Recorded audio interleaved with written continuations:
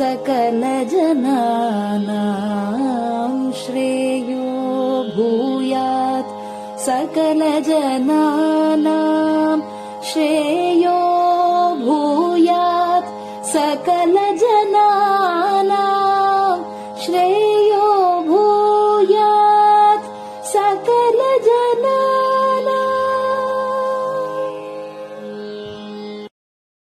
பெரிவாசரணம். மைத்ரீம் பஜத. பாடியவர் குமாரி சிவஸ்ரீ ஸ்கந்தபிரசாத்.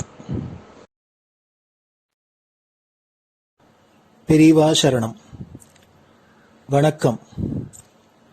பெரிவா வானொலியின் காலை நிகழ்ச்சிகளுக்கு உங்களை அன்புடன் வரவேற்கிறோம்.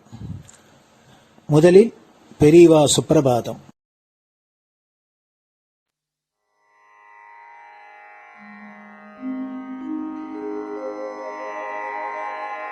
श्री महालक्ष्मी संतान स्वामीनाथ दयानिधे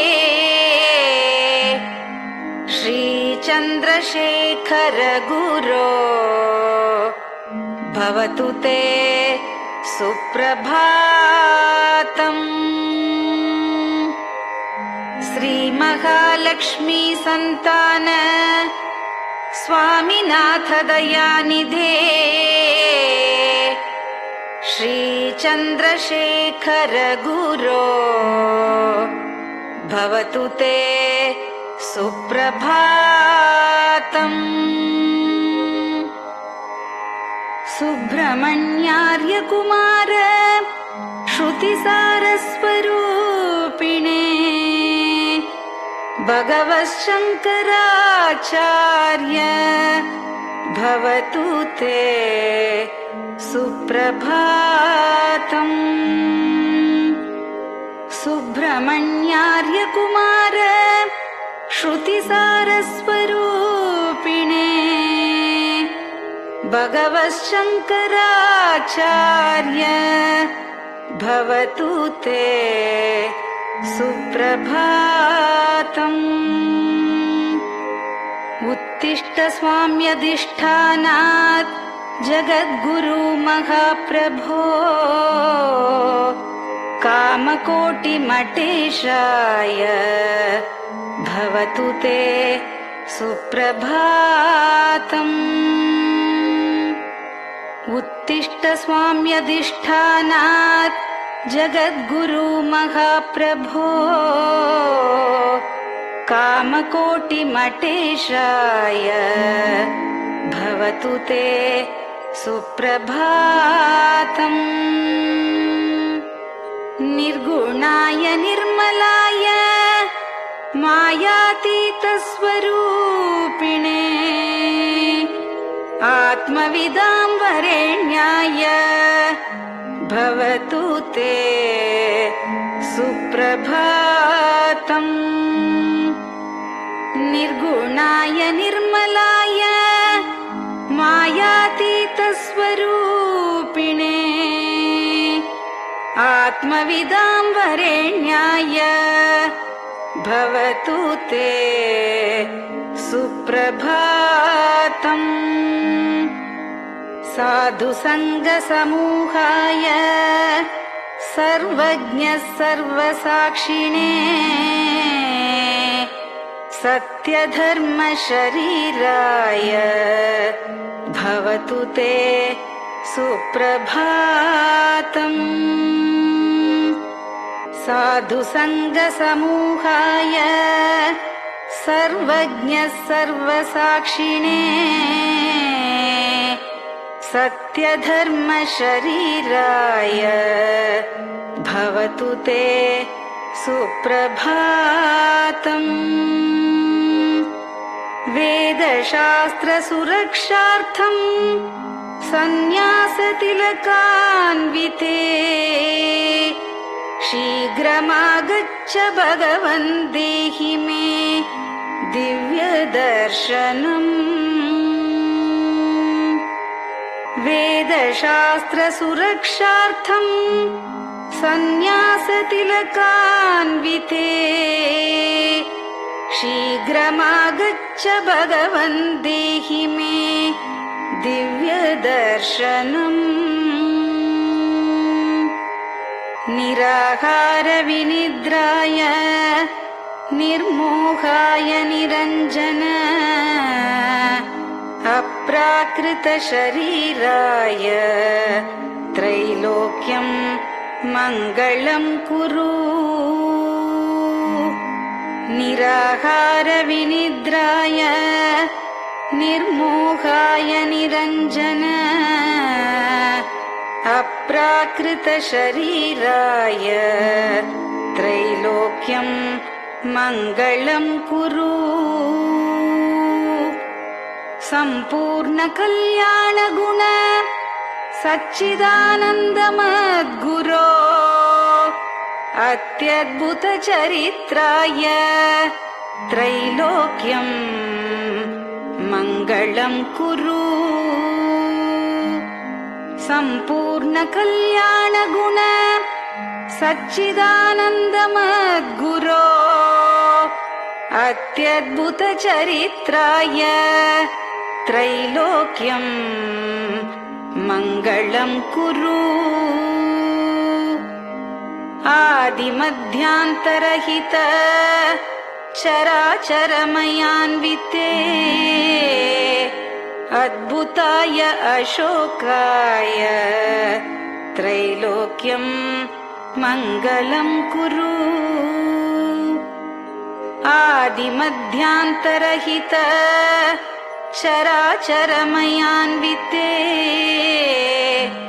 अद्भुताय अशोकाय त्रैलोक्यं मङ्गलं कुरु यस्य निःश्वसितं वेदाः शरीरं धर्ममेव च तस्य सद्गुरुवर्यस्य कीर्तिः वर्धतु वर्धतु यस्य निःश्वसितं वेदाः शरीरं धर्ममेव च तस्य सद्गुरुवर्यस्य कीर्तिः वर्धतु वर्धतु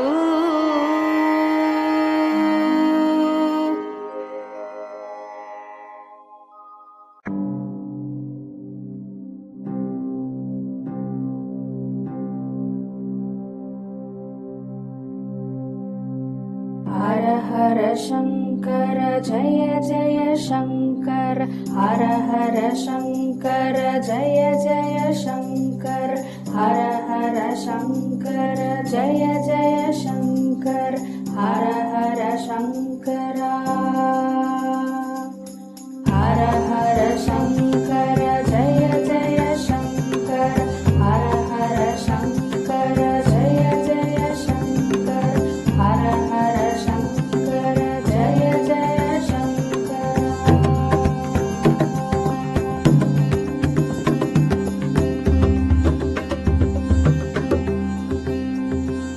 श्रुति स्मृति पुराणानाम् आलयं करुणालयं नमामि भगवत्पादं शङ्करं लोकशङ्करं श्रुति स्मृति पुराणानाम् आलयं करुणालयं नमामि भगवत्पादं शङ्करं लोकशङ्करम् हर हर शङ्कर जय जय शङ्कर हर हर शङ्कर जय जय शङ्कर हर हर शङ्कर जय जय शङ्कर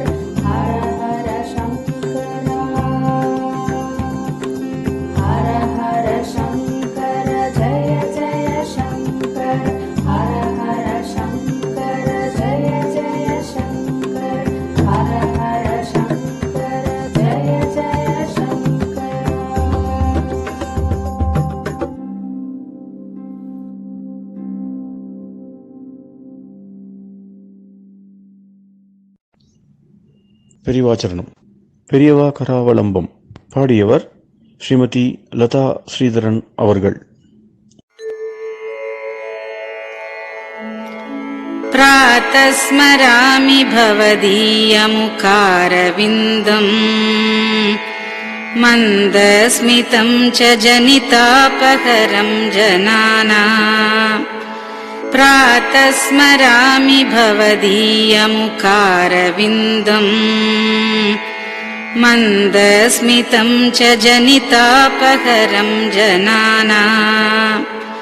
सम्पत्करीं च भवतोऽत्र कटाक्षलक्ष्मीम् काञ्चीमठेश मम देहि करावलम्बम्. सम्पत्करीं च भवतोऽत्र कटाक्षलक्ष्मीम् काञ्चीमठेश मम देहि करावलम्बम्. काञ्चीमठेश मम देहि करावलम्बम्. काञ्चीमठेश मम देहि करावलम्बम्.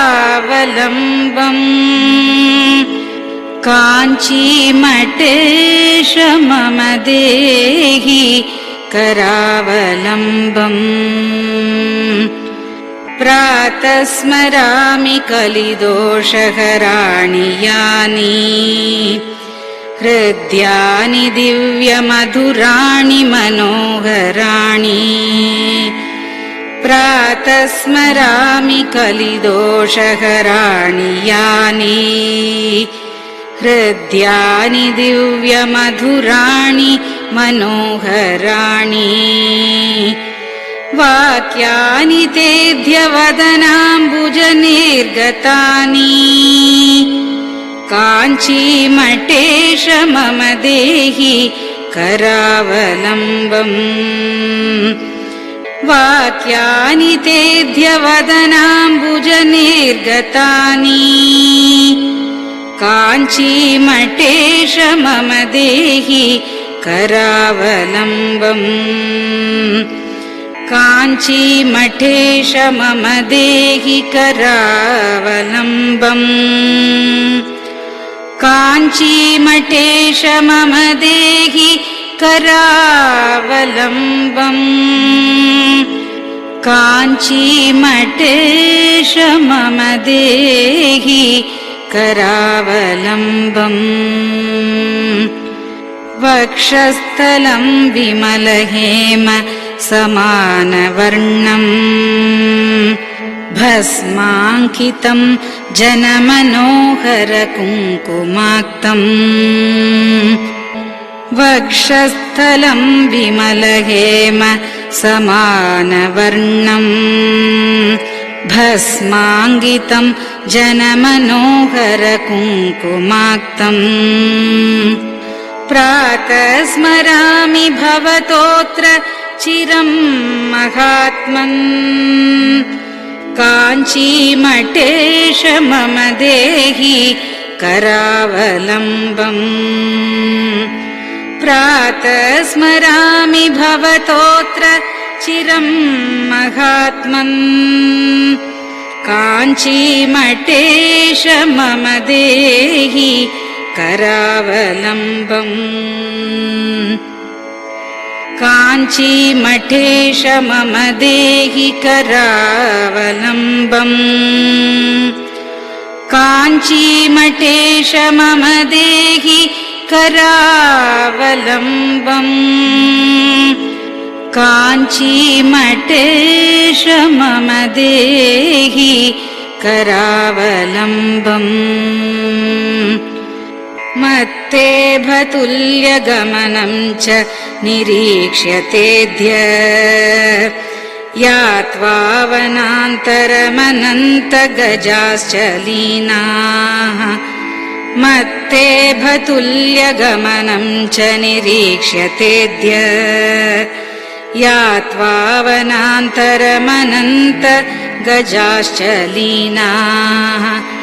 प्रातः स्मरामि गजराजगतिं तवेदम्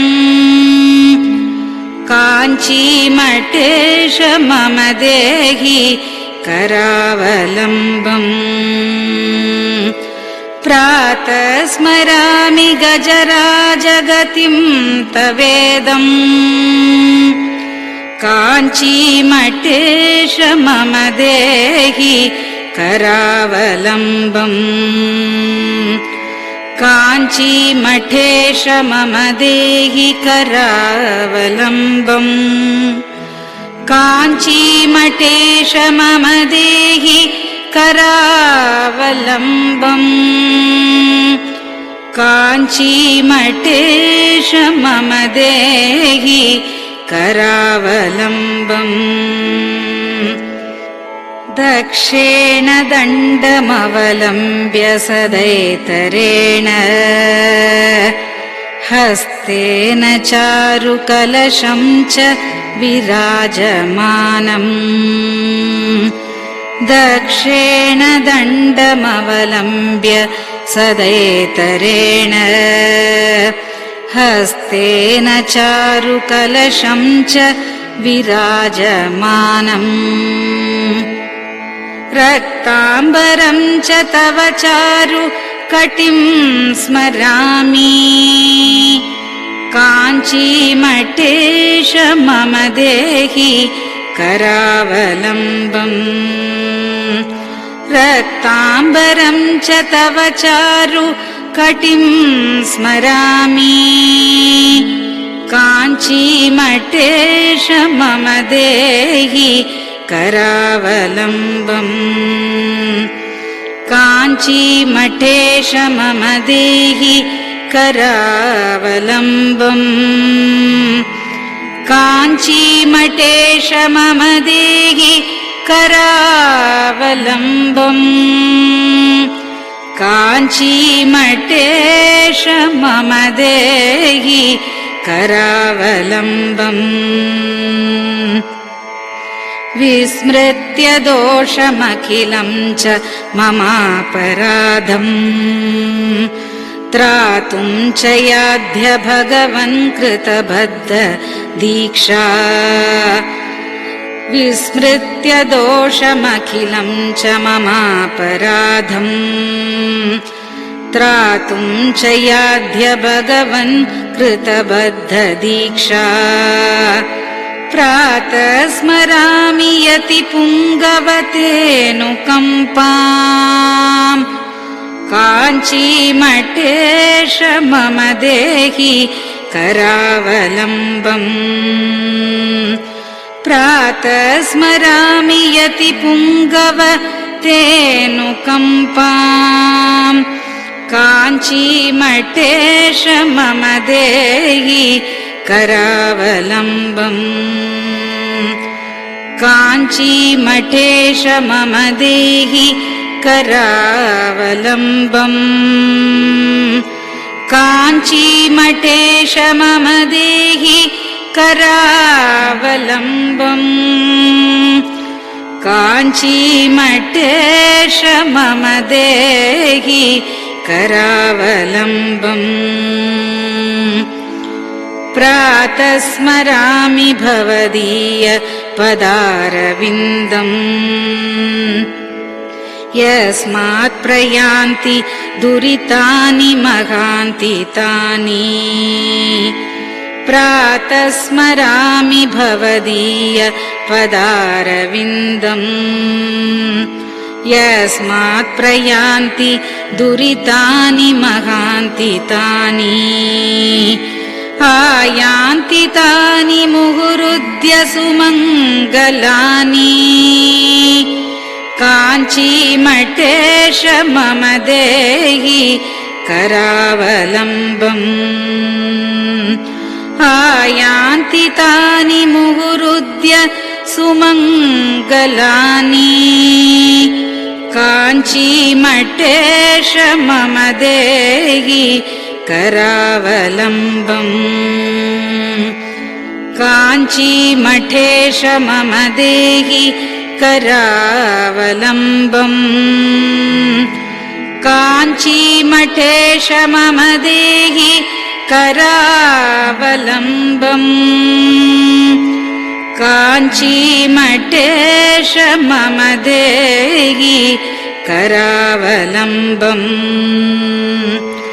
स्नानाश्च पानाश्च निषेवणाश्च ध्यानाश्च पापानिलयं प्रयान्ति स्नानाश्च पानाश्च निषेवणाश्च ध्यानाश्च पापानिलयं प्रयान्ति हे तीर्थपादानुसवं पदं ते तीर्थं च तीर्थीकरणं भजामि हे तीर्थपादानुसवं पदं ते तीर्थं च तीर्थीकरणं भजामि काञ्चीमठेश मम देहि करावलम्बम् काञ्चीमठेश मम देहि करावलम्बम्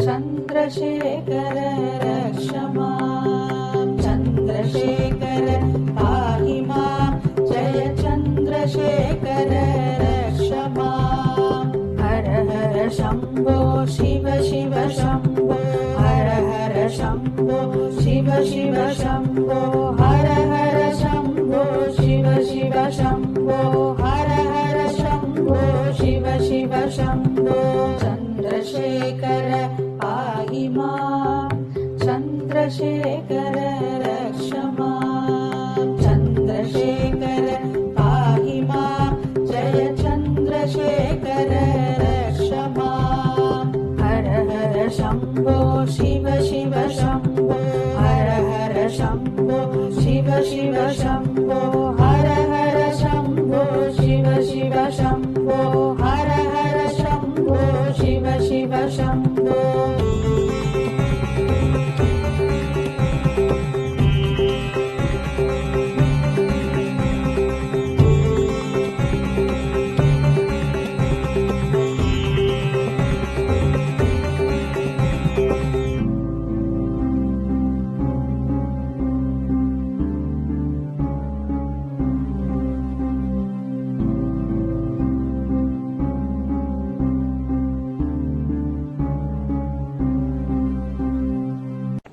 பெரியவா சரணம். பெரியவா வானொலி நேயர்களுக்காக இந்த கொரோனாங்கிற ஒரு கொடிய நோய் உலகை விட்டு போய் எல்லோரும் ஆரோக்கியமா சௌக்கியமா வாழறதுக்காக ஜெகத்குரு சங்கராச்சாரியர் ஸ்ரீ காஞ்சி காமகோடி பீடாதிபதி ஸ்ரீ சங்கர விஜயேந்திர சரஸ்வதி பாலபிரிவா இந்திராட்சி சிவகவச்சம் அப்படிங்கிற ஒரு ஸ்லோகத்தை பாராயணம் பண்ண சொல்லியிருக்கா. அதனால குரு ஆணைப்படி இந்த இந்திராட்சி சிவகவச்ச ஸ்லோகத்தை பெங்களூர் பசவங்குடி ஸ்ரீ சத்குரு வேத பாடசாலை அத்தியாபகர் பிரம்மஸ்ரீ டாக்டர் ஸ்ரீனிவாச சர்மா அவர்கள் தங்களோட மாணவர்களோட சொல்றத இப்ப பெரியவா வானொலியில ஒலிபரப்பப்படுறது. இத கேட்டாலே இது ஒலிக்கிற இடத்திலேருந்தே வியாதி முதலான சகல கஷ்டங்களும் போகும் அப்படின்னு மகாபெரிவாளும் சொல்லியிருக்கா, காஞ்சி ஆச்சாரியாலும் ஆணை பண்ணியிருக்கா. அதுபடி உங்களுக்கு இந்த இந்திராட்சி சிவகவச்ச ஸ்லோகம் வழங்கப்படுறது. பெரியவா சரணம். ஓம் ஸ்ரீ குருப்யோ நமஹ. ஹரிஹி ஓம். மகாகணபதயே நமஹ. वाग्देव्यै नमः मातृभ्यो नमः पितृभ्यो नमः आचार्येभ्यो नमः अतिथिदेवताभ्यो नमः श्रीसद्गुरुपरब्रह्मदेवताभ्यो नमः सर्वमङ्गलमाङ्गल्ये शिवे सर्वार्थसाधिके शरण्ये त्र्यम्बके देवि नारायणि नमोऽस्तुते नमो देव्यै महादेव्यै शिवायै सततं नमः नमः प्रकृत्यै भद्रायै नियताः प्रणतास्मताम् ॐ श्रीजगदम्बायै नमः।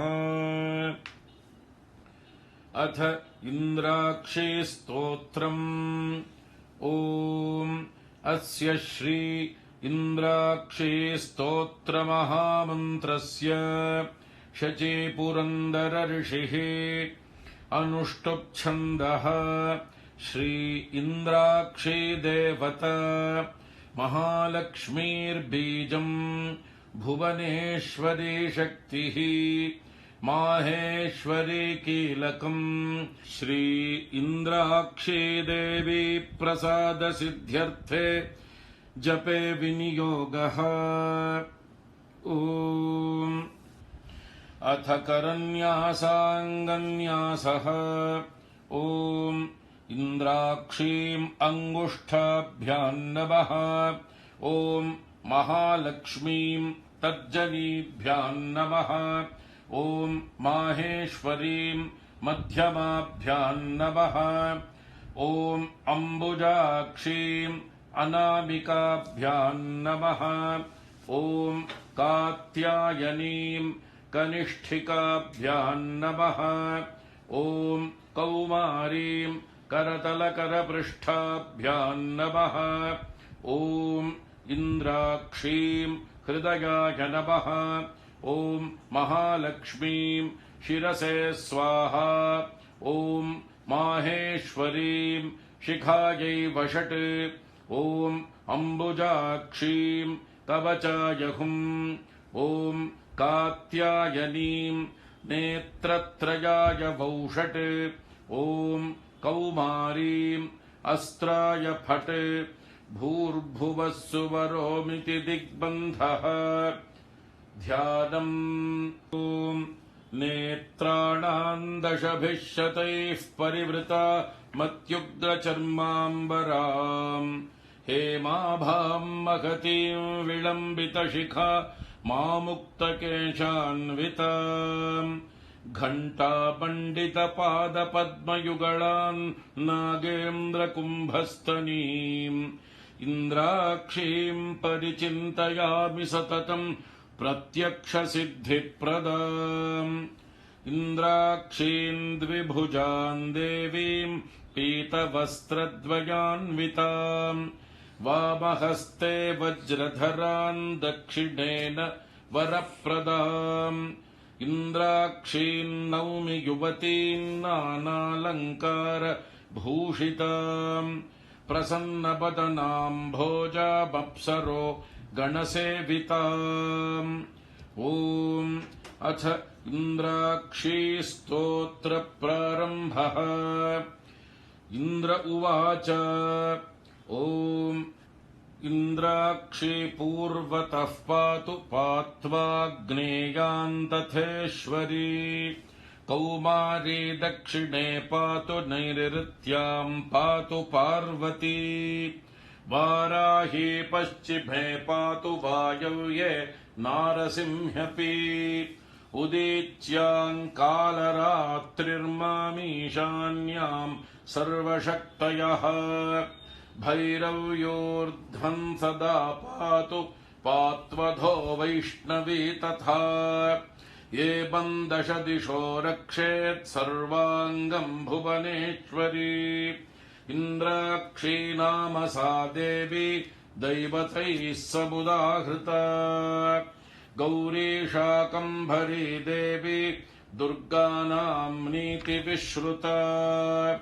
कात्यायनी महादेवी चण्डघण्टा महातपाः सावित्री सा च गायत्री ब्रह्माणी ब्रह्मवादिनी नारायणी भद्रकाली रुद्राणी कृष्णपिङ्गला अग्निज्वाला रौद्रमुखी कालरात्रि तपस्विनी मेघस्वना सहस्राक्षी विकटाङ्गी जडोदरी महोदरी मुक्तकेशी घोररूपा महाबला अजिता भद्रदानन्ता रोगहर्त्री शिवप्रिया शिवदूती कराली च शक्तिश्च परमेश्वरी आर्या दाक्षायणी चैव गिरिजा मेनकात्मजा महिषासुरसंहारी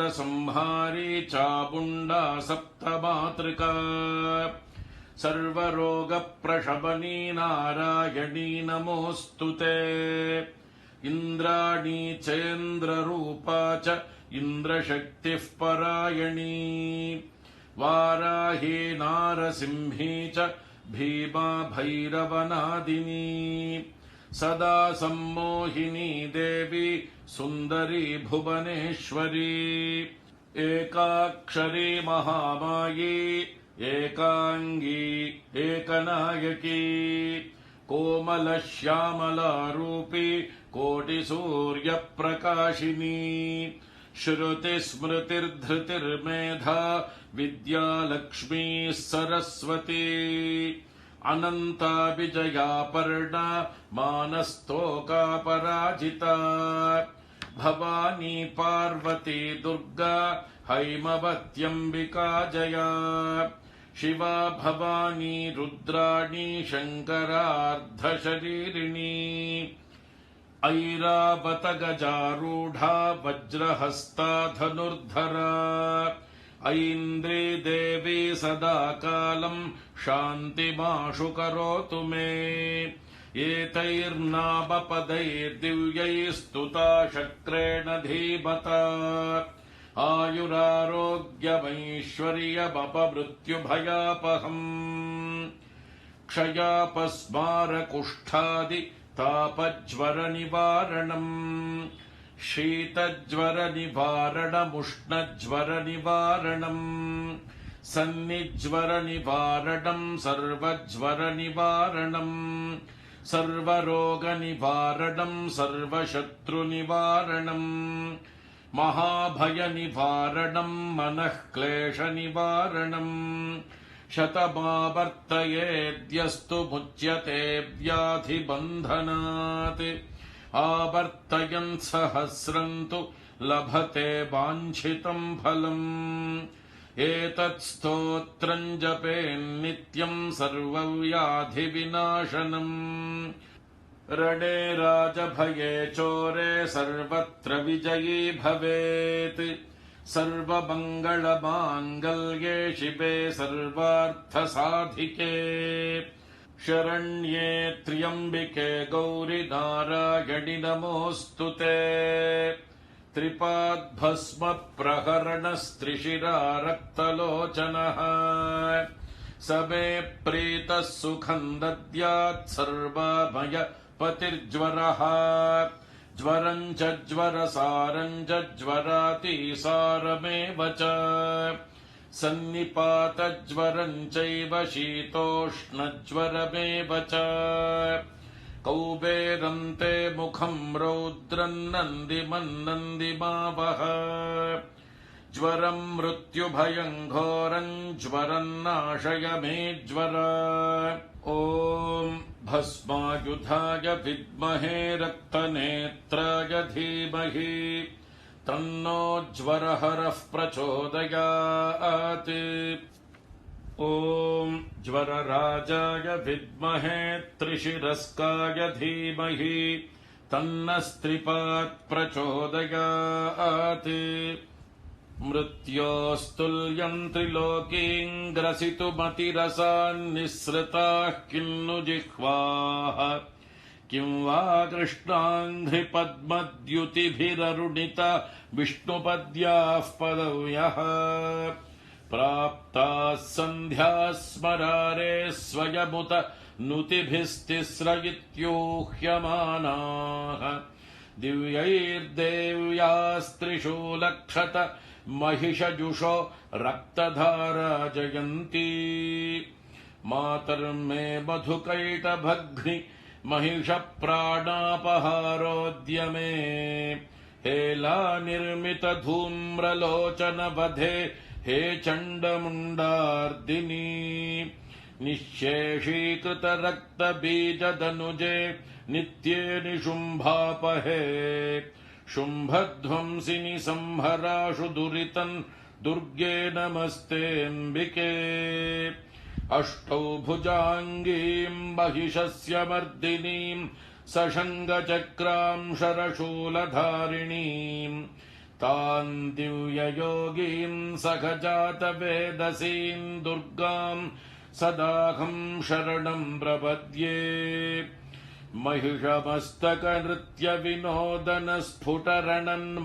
महिषमस्तकनृत्यविनोदनस्फुटरणन्मणिनूपुरमेखला जननरक्षणमोक्षविधायिनी जयतु शुम्भनिशुम्भनिषूदिनी ब्रह्माणी कमलेन्दु सौम्यवदना माहेश्वरी लीलया कौमारी रिपुदर्पणाशनकरी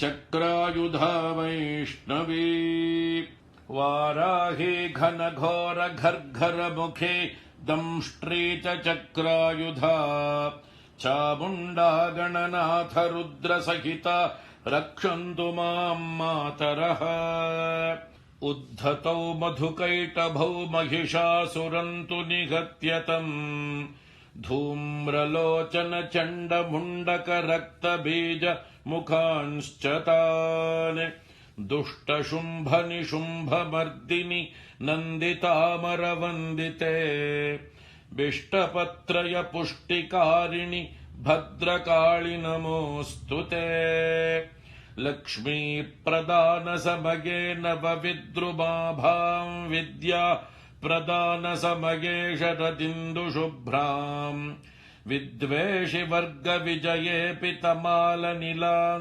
देवीं त्रिलोकजननीं शरणं प्रपद्ये ॐ महादेव्यै च विद्महे सर्वसिद्ध्यै च धीमहि तन्नो देवी प्रचोदयात् ॐ श्रीं मं महादेव्यै नमः इतीन्द्राक्षी स्तोत्रम् ॐ इन्द्राणी मासु नारिषु सुभगा महमश्रवम् नह्यस्य अपरञ्च न जरसा परते पतिर्विश्वस्मादिन्द्र उत्तरः ॐ इन्द्राणी मासु नारिषु सुपत्नी महमश्रवम् नह्यस्य अपरञ्च न जरसा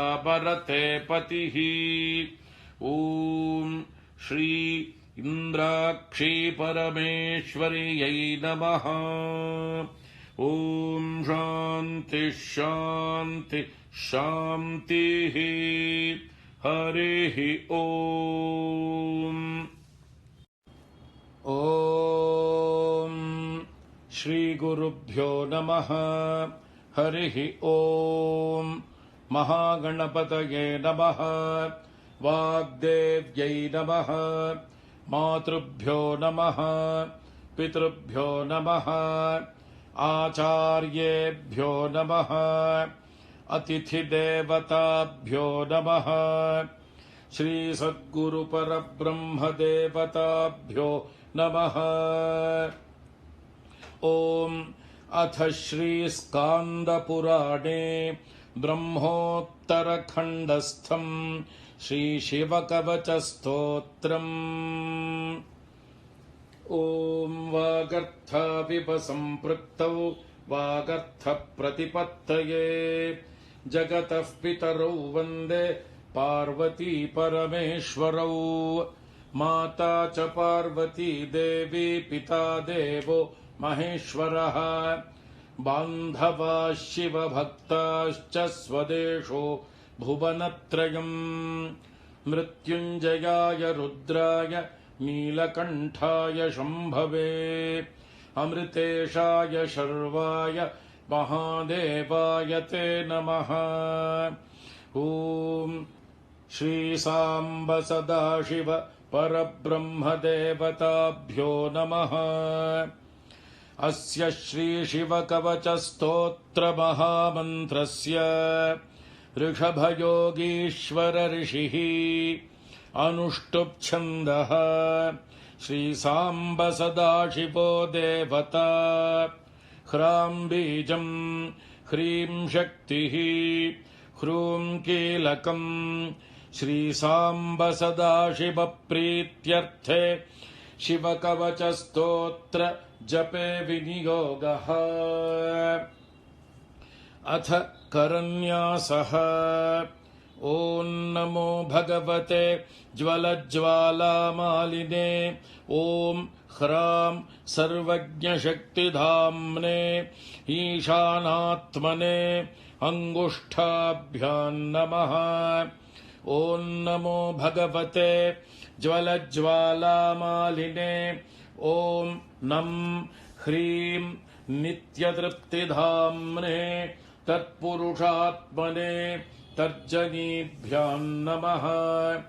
ॐ नमो भगवते ज्वलज्ज्वालामालिने ॐ मं ह्रूं अनादिबोधशक्तिधाम्ने अघोरात्मने मध्यमाभ्यां नमः।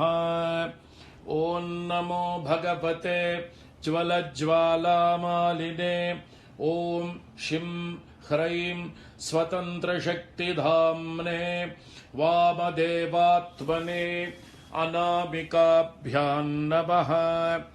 ॐ नमो भगवते ज्वलज्ज्वालामालिने ॐ वां ह्रौं नित्यमलुप्तशक्तिधाम्ने सद्योजातात्मने कनिष्ठिकाभ्यां नमः। ॐ नमो भगवते ज्वलज्ज्वालामालिने ॐ यं ह्रः अनन्तशक्तिधाम्ने सर्वात्मने करतलकरपृष्ठाभ्यां नमः। अथाङ्गन्यासः।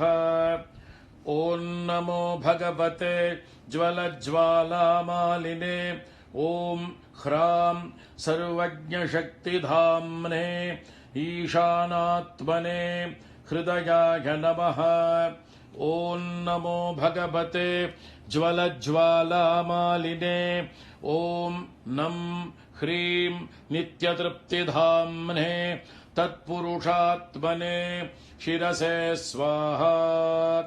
ॐ नमो भगवते ज्वलज्ज्वालामालिने ॐ मं ह्रूं अनादिबोधशक्तिधाम्ने अघोरात्मने शिखायै वषट्। ॐ नमो भगवते ज्वलज्ज्वालामालिने ॐ शिं ह्रैं स्वतन्त्रशक्तिधाम्ने वामदेवात्मने कवचाय हुम्। ॐ नमो भगवते ज्वलज्ज्वालामालिने ॐ वां ह्रौं नित्यमलुप्तशक्तिधाम्ने सद्योजातात्मने नेत्रत्रयाय वौषट्। ॐ नमो भगवते ज्वलज्ज्वालामालिने ॐ यं ह्रः अनन्तशक्तिधाम्ने सर्वात्मने अस्त्राय फट्। भूर्भुवः सुवरोमिति दिग्बन्धः।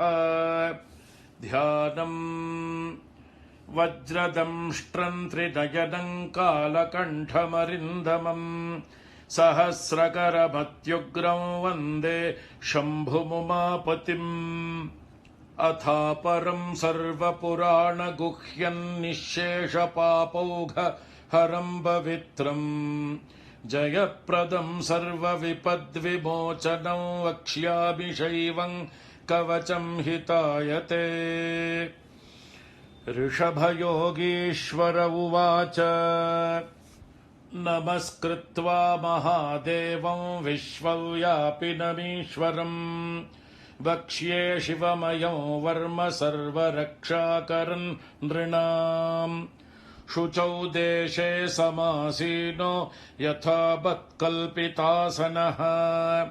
जितेन्द्रियो जितप्राणश्चिन्तये शिवमव्ययम् हृत्पुण्डरीकान्तरसन्निविष्टं स्वतेजसा व्याप्तनभोऽवकाशम् अतीन्द्रियं सूक्ष्ममनन्तमाद्यं ध्यायेत्परानन्दमयं महेशम् ध्यानावधूताखिलकर्मबन्धश्चिरञ्चिदानन्द निमग्नचेताः षडक्षरन्याससमाहितात्मा शैवेन कुर्यात् कवचेन रक्षा अथ कवचस्तोत्रम् ॐ मां पातु देवोऽखिलदेवतात्मा संसारकूपे पतितङ्गभीरे तन्नामदिव्यं वरमन्त्रमूलं धुनोतु मे सर्वघं हृदि स्थम् सर्वत्र मां रक्षतु विश्वमूर्तिर्ज्योतिर्मयानन्द घनश्चिदात्मा अणोरणीयानुरुशक्तिरेकः स ईश्वरः पातु भयादशेषात् यो भूस्वरूपेण बिभर्ति विश्वं पायात् स भूमेर्गिरिशोष्टमूर्तिः योपां स्वरूपेण नृणां करोति सञ्जीवनं सोऽवतु मां जलेभ्यः कल्पावसाने भुवनानि दग्ध्वा सर्वाणि यो नृत्यति भूरिलीलः सकालरुद्रोऽवतु मान्दवाग्नेर्वात्यादि भीतेरखिलाश्च तापात् प्रदीप्तविद्युत्कनकावभासो विद्यावराभीतिकुठारपाणिः चतुर्मुखस्तत्पुरुषस्त्रिनेत्रः प्राच्यां स्थितो रक्षतु मामजस्रम् कुठारवेदाङ्कुशपाशशूलः कपालमालाक्ष गुणान्दधानः चतुर्मुखो नीलरुचिस्त्रिनेत्रः पायादघोरो दिशि दक्षिणास्याम् कुन्देन्दुशङ्खस्फटिकावभासो वेदाक्षमालावरदाभयाङ्कः त्र्यक्षश्चतुर्वक्त्र उरुप्रभावः सद्योऽधिजातोऽवतु मां प्रतीच्याम् वराक्षमालाभयटङ्क हस्तः सरोजकिञ्जल्कसमानवर्णः त्रिलोचनश्चारुचतुर्मुखो मां पायादुदीच्यां दिशि वामदेवः वेदाभयेष्टाङ्कुशटङ्कपाशः कपाल ढक्काक्षकशूलपाणिः सितद्युतिः पञ्चमुखो बतान्मा मीशान ऊर्ध्वं परमप्रकाशः मूर्धानमव्यान्मम चन्द्र मौळिर्भालं ममाव्यादथ भालनेत्रः नेत्रे ममाव्याद्भगनेत्रहारी नासां सदा रक्षतु विश्वनाथः पायाच्छ्रुति मे श्रुतिगीतकीर्तिः कपोलमव्या सततं कपाली वक्त्रं सदा रक्षतु पञ्चवक्त्रो जिह्वां सदा रक्षतु वेदजिह्वः कण्ठं गिरीशोऽवतु नीलकण्ठः पाणिद्वयं पातु पिनाकपाणिः स्कन्धौर्षस्कन्धगतिश्च सोऽव्यात् पार्श्वद्वयम् पातु सुरासुरेशः दोर्मूलमव्यान्मम धर्मबाहुर्वक्षस्थलम् दक्षमखान्तको व्यात् ममोदरम् पातु गिरीन्द्रधन्वा मध्यम् ममाव्यान्मदनान्तकारी हेरम्बतातो मम पातु नाभिम् पायात् कटिन् धूर्जटिरीश्वरो मे स्मरारिरव्यान्मम गुह्यदेशम् पृष्ठम् सदा रक्षतु शूलपाणिः ऊरुद्वयम् पातु कुबेरमित्रो जानुद्वयम् मे जगदीश्वरो व्यात् जङ्घायुगम् पुङ्गवकेतुरव्यात् पादौ ममाव्यात् सुरवन्द्यपादः महेश्वरः पातु दिनादिया मे माम् मध्ययामेवतु वामदेवः त्रिलोचनः पातु तृतीयया मे वृषध्वजः पातु दिनान्त्यया मे पायान्निषादौ शशिशेखरो माम् गङ्गाधरो रक्षतु मान्निशीथे गौरीपतिः पातु निशावसाने मृत्युञ्जयो रक्षतु सर्वकालम् अन्तःस्थितम् रक्षतु शङ्करो माम् स्थाणुः सदा पातु बहिःस्थितम् माम् तदन्तरे पातु पतिः पशूनाम् सदाशिवो रक्षतु माम् समन्तात् तिष्ठन्तमव्याद्भुवनैकनाथः पाया ध्वरजन्तम् प्रमथाधिनाथः वेदान्तवेद्योऽवतु मान्निषण्णम् मामव्ययः पातु शिवशयानम् मार्गेषु माम् रक्षतु नीलकण्ठः शैलादिदुर्गेषु पुरत्रयारिः अरण्यवासादिमहाप्रवासे पायान्मृगव्याधौदारशक्तिः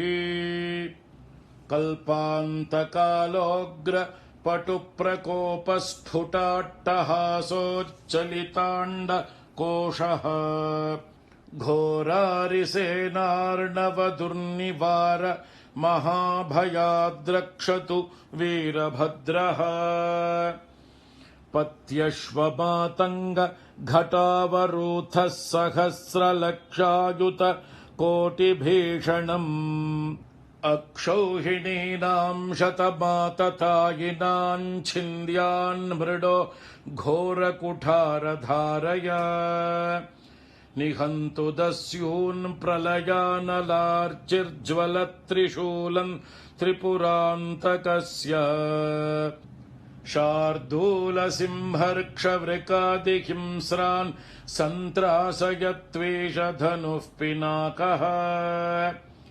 दुःस्वप्नदुःशकुनदुर्गतिदौर्मनस्य दुर्भिक्षदुर्व्यसन दुःसह दुर्यशांसि उत्पाततापविषभीति मसद्ग्रहार्तिं व्याधींश्च नाशयतु मे जगतामधीशः ॐ अथ सहस्राक्षरमन्त्रः ॐ नमो भगवते सदाशिवाय सकल तत्त्वात्मकाय सकल तत्त्वविदूराय सकल लोकैककर्त्रे सकल लोकैकभर्त्रे सकल लोकैकसंहर्त्रे सकल लोकैकगुरवे सकल लोकैकसाक्षिणे सकल निगमगुह्याय सकल वरप्रदाय सकल दुरितार्तिभञ्जनाय सकल जगदभयङ्कराय सकल लोकैकशङ्कराय शशाङ्कशेखराय शाश्वतनिजाभासाय निर्गुणाय निरुपमाय निरूपाय निराभासाय निरामयाय निष्प्रपञ्चाय निष्कलङ्काय निर्द्वन्द्वाय निस्सङ्गाय निर्मलाय निर्गमाय नित्यरूपविभवाय निरुपमविभवाय निराधाराय नित्यशुद्धबुद्धपरिपूर्ण सच्चिदानन्दाद्वयाय परमशान्तप्रकाशाय तेजोरूपाय जय जय महारुद्र महारौद्र भद्रावतार दुःखदावदारुण महाभैरव कालभैरव कल्पान्तभैरव कपालमालाधर खट्वाङ्गखड्ग चर्मपाशाङ्कुशढमरुशूल चापबाणगदाशक्ति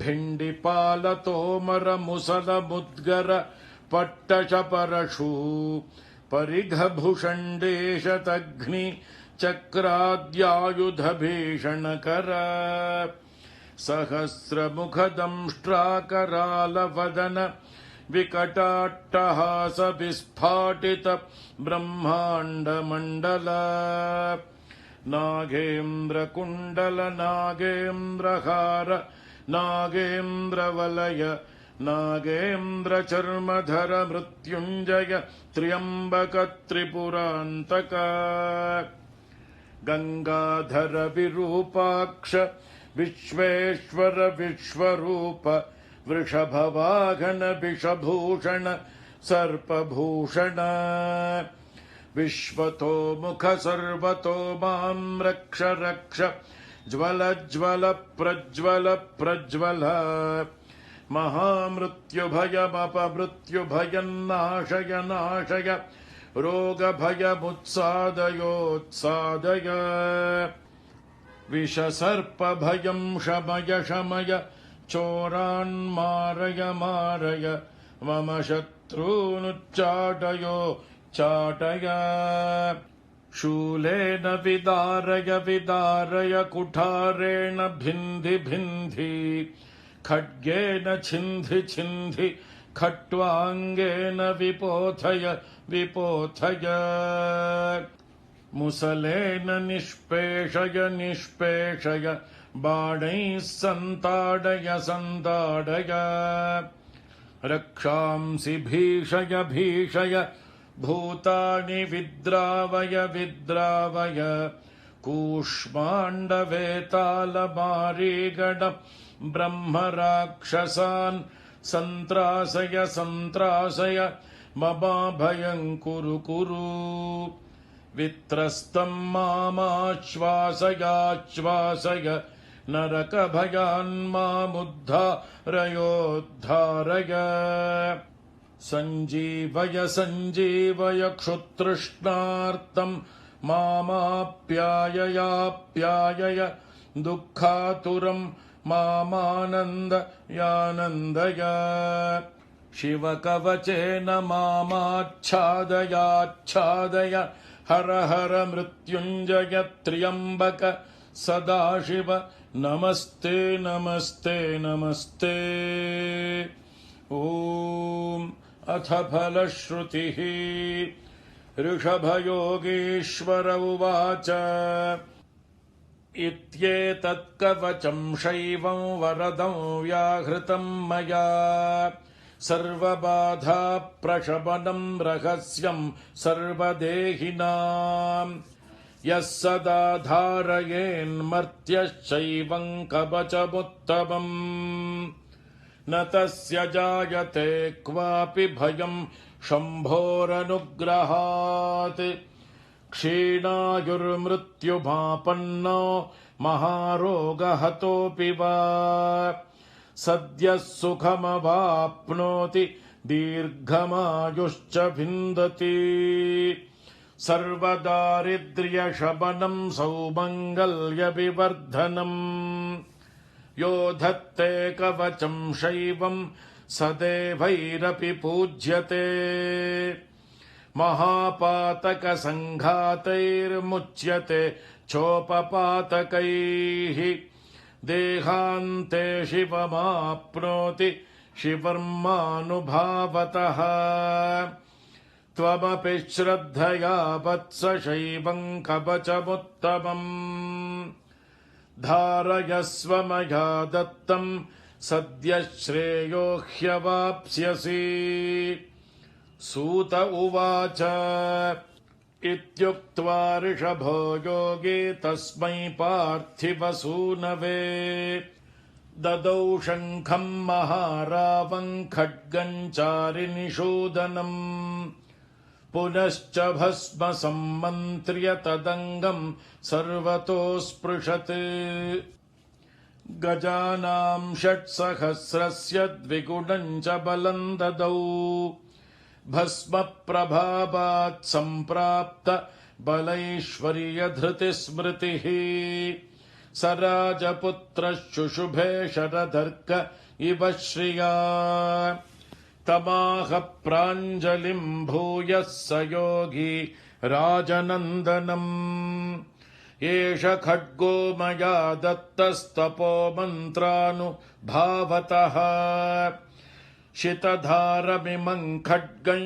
यस्मै दर्शयसि स्फुटम् स सद्यो म्रियते शत्रुः साक्षान् मृत्युरपि स्वयम् अस्य शङ्खस्य निर्ह्रादं ये शृण्वन्ति तवाहिताः ते मूर्छिताः पतिष्यन्ति न्यस्तशास्त्र विचेतनाः खड्गशङ्खाभिमौ दिव्यौ परसैन्यविनाशिनौ आत्मसैन्यस्य पक्षाणां शौर्यतेजोभिवर्धनौ एतयोश्च प्रभावेन शैवेन कवचेन च 2,600 नागानां बलेन महतापि च भस्मधारणसामर्थ्याच्छत्रुसैन्यं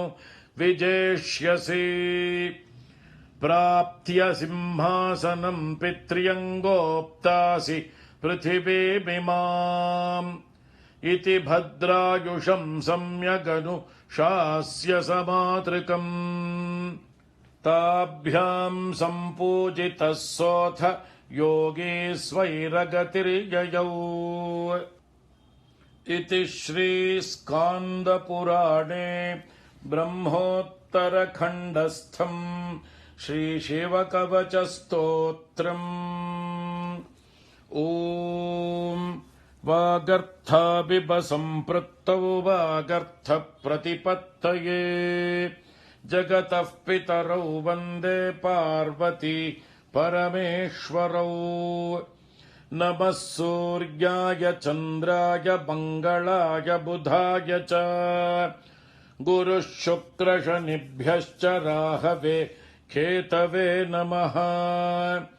मृत्युञ्जयाय रुद्राय नीलकण्ठाय शम्भवे अमृतेशाय शर्वाय महादेवाय ते नमः। ॐ शान्ति शान्ति शान्तिः। ॐ नमो वर्मिणे च वरुथिने च नमो बिल्बिने च कवचिने च नमः श्रुताय च श्रुत सेनाय च नमः शम्भवे च मयो भवे च नमः शङ्कराय च मयस्कराय च नमः शिवाय च शिवतराय च। ॐ त्वं तुरीया वशिनी वशासि सकृद्य त्वा मनसा गर्भ आशयत् वशात् त्वं वशिनी गच्छ देवान् सत्याः सन्तु यजमानस्य कामाः समस्तसन्मङ्गलानि भवन्तु। ॐ शान्ति शान्ति शान्तिः। श्रीगुरुभ्यो नमः। हरिः ॐ तत्सत्। सर्वं श्रीकृष्णार्पणमस्तु। பெரியவா சரணம். நீங்கள் கேட்க இருப்பது பெரியவா குரல். மகா பெரியவா உபன்யாசங்களில் இருந்து சில பகுதிகள். நமः பார்வதீபதயே.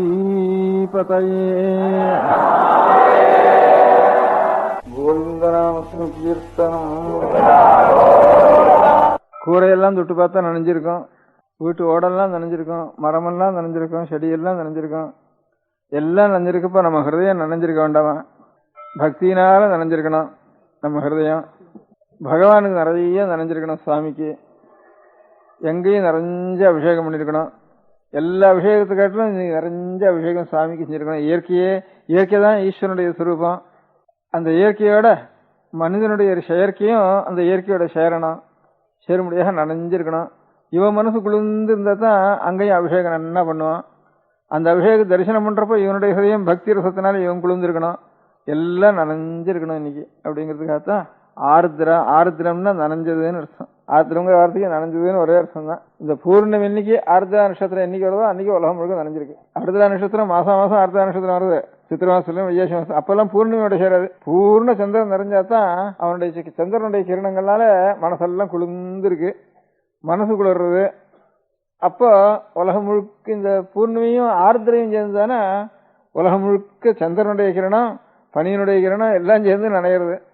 அதனால அந்த சமயத்துல பகவான் ஸ்லோகஸ்வரூபியானதுனால சமஸ்த பிரபஞ்சம் ஈஸ்வர ஸ்வரூபமானதுனால அவனுக்கு நிறைஞ்ச அபிஷேகம் பண்ணணும். நம்ம மனசும் குளிர்ந்து இருக்கணும், நிறைஞ்சிருக்கணும்.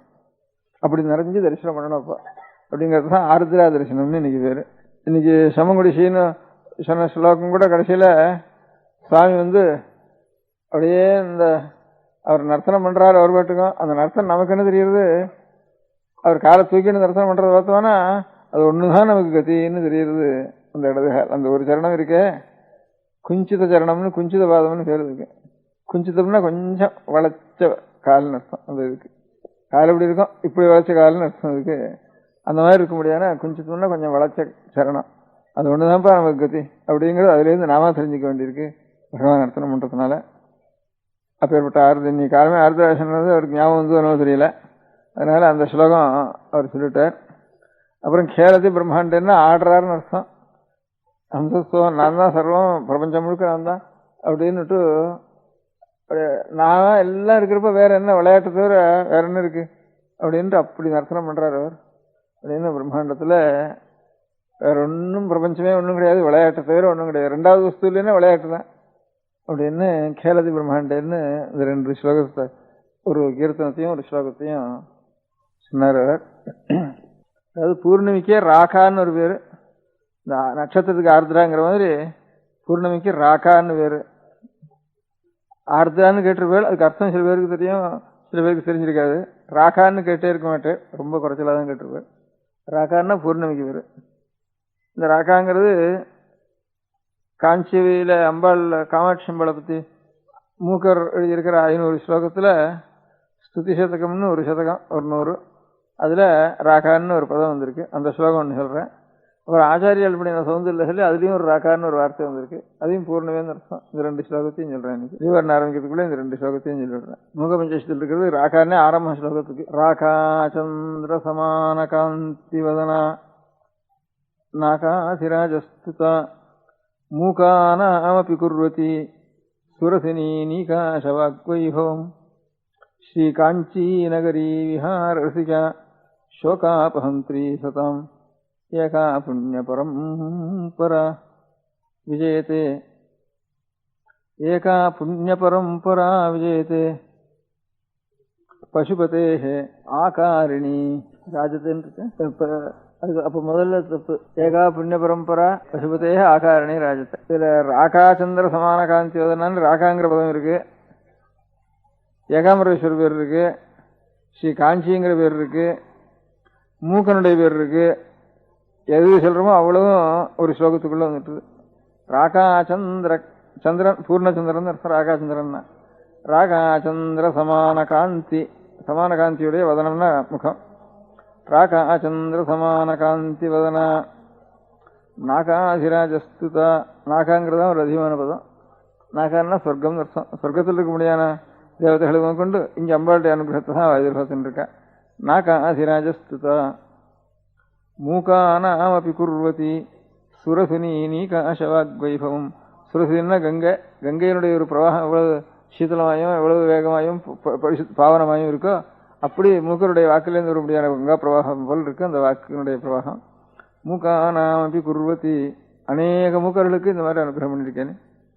சுரசுனி வாகா நீகாசவாக்வைபவம் ஸ்ரீ காஞ்சி நகரி விஹார ரசிகா சோகாபஹந்திரி சதாம் நிருணாம். நம்ம மனசுல ஏதான துக்கம் சோகம் இருந்தானா தட்சணத்துல நிவர்த்தி ஆயிடுறது அம்பாளுடைய கிருபையினால. ஏகா புண்ணிய பரம்பரா பசுபதே ஆகாரிணி ராஜதே. பரமேஸ்வரனுடைய புண்ணியங்கள்லாம் சேர்ந்து ஒரு உருவம் எடுக்கணுமானா நீதான் சாட்சாத் பரதேவதை. ஏகா ஒரே உருவம். புண்ணிய பரம்பரா ஏகா புண்ணிய பரம்பரா பசுபதே ஆகாரிணி ராஜதே. இதுல ராகான்னு இருக்கு. ராகாச்சந்திர சமான காந்திவதனா நாகாதிராஜஸ்துதா மூகானாமபி குர்வதி சுரசினி நீகாசவாக்வைபவம் ஸ்ரீ காஞ்சி நகரி விஹார ரசிகா சோகாபஹந்திரி சதாம் ஏகா புண்ணிய பரம்பரா பசுபதே ஆகாரிணி ராஜதே. இது முகம் ராகாங்கிற பதம் இங்கே பிரயோகமாயிருக்கு. அதே சௌந்தர லஹரியில லலாட்டம் லாவண்ய திதி விமலம் அபாதி தவயத் திதீயம் தன்மன்யே முகுடகட்டிதம் சந்திரசகலம் விபர்யாசன்யாசாத் உபயமபி சம்பூய சமிதः சுதாலேபஸ்யூதிः பரிணமதி ராகாஹிமகரஹ. ராகாஹிமகரஹன்னு இந்த ஆர்தசனத்துக்கு கூட சேர்த்து சொல்ற மாதிரி இருக்கு. அதை பார்த்தோன்னா அம்பாளுடைய முகத்தை சொன்னா ராகாஹிமகரன்னா ஹிமகரன்னா ஹிமம்னா பனி, கரன்னா பனியை பண்றவன் அர்த்தம். பனியை பண்றவனா சந்திரன் எவ்வளவு சீதள உஷ்ணகாலமா இருந்தாலும் சந்திரனை பார்த்த உடனே பனி மாதிரி பனியை கண்டா எவ்வளவு நமக்கு சீதளம் இருக்கும் அந்த மாதிரி மனசு குளிர்ந்து போயிடுறதுங்கிறதுக்காக ஹிமகரன்னே சந்திரனுக்கு பேரு. அந்த ஹிமங்கிற பதத்தையும் சொல்லி பனிங்கிற வார்த்தையை சொல்ல முடியாத பதத்தை சந்திரனுக்கு பிரயோகம் பண்ணியிருக்காளுங்க ஆச்சாரியா. ராகா ஹிமகரஹா ராகா பூர்ணச்சந்திரன், பூர்ணமான சந்திரன், பனியை போல சீதளமா இருக்க முடியாத கிரணங்களுடைய ராகாச்சந்திரன் பூர்ணச்சந்திரன் பரிணமிச்சு ராகாஹிமகரஹான்னு அம்பாளுடைய முகத்தை சொல்ற காலத்துல இந்த அம்பாளுடைய நெத்தி இப்படி பார்த்தோன்னா இது ஒரு பாதி சந்திரனா இருக்கு. இன்னொரு பாதி சந்திரனை சேர்த்துட்டா பூர்ணச்சந்திரன் ஆயிடுறது. இந்த சந்திரனையே அப்படின்னுட்டு இந்த ரெண்டையும் சேர்த்து வச்சுவானா பூர்ணமான ஒரு ராகாஹிமகரன் ஆயிடுறதுன்ட்டு நெத்தியை பற்றி லலாட்டம் லாவண்ய திதி விமலம் ஆபாவி தவயது திதீயம் தன்மன்யே முகுடகட்டிதம் சந்திரசகலம். நெத்தி இப்படி இருக்கு.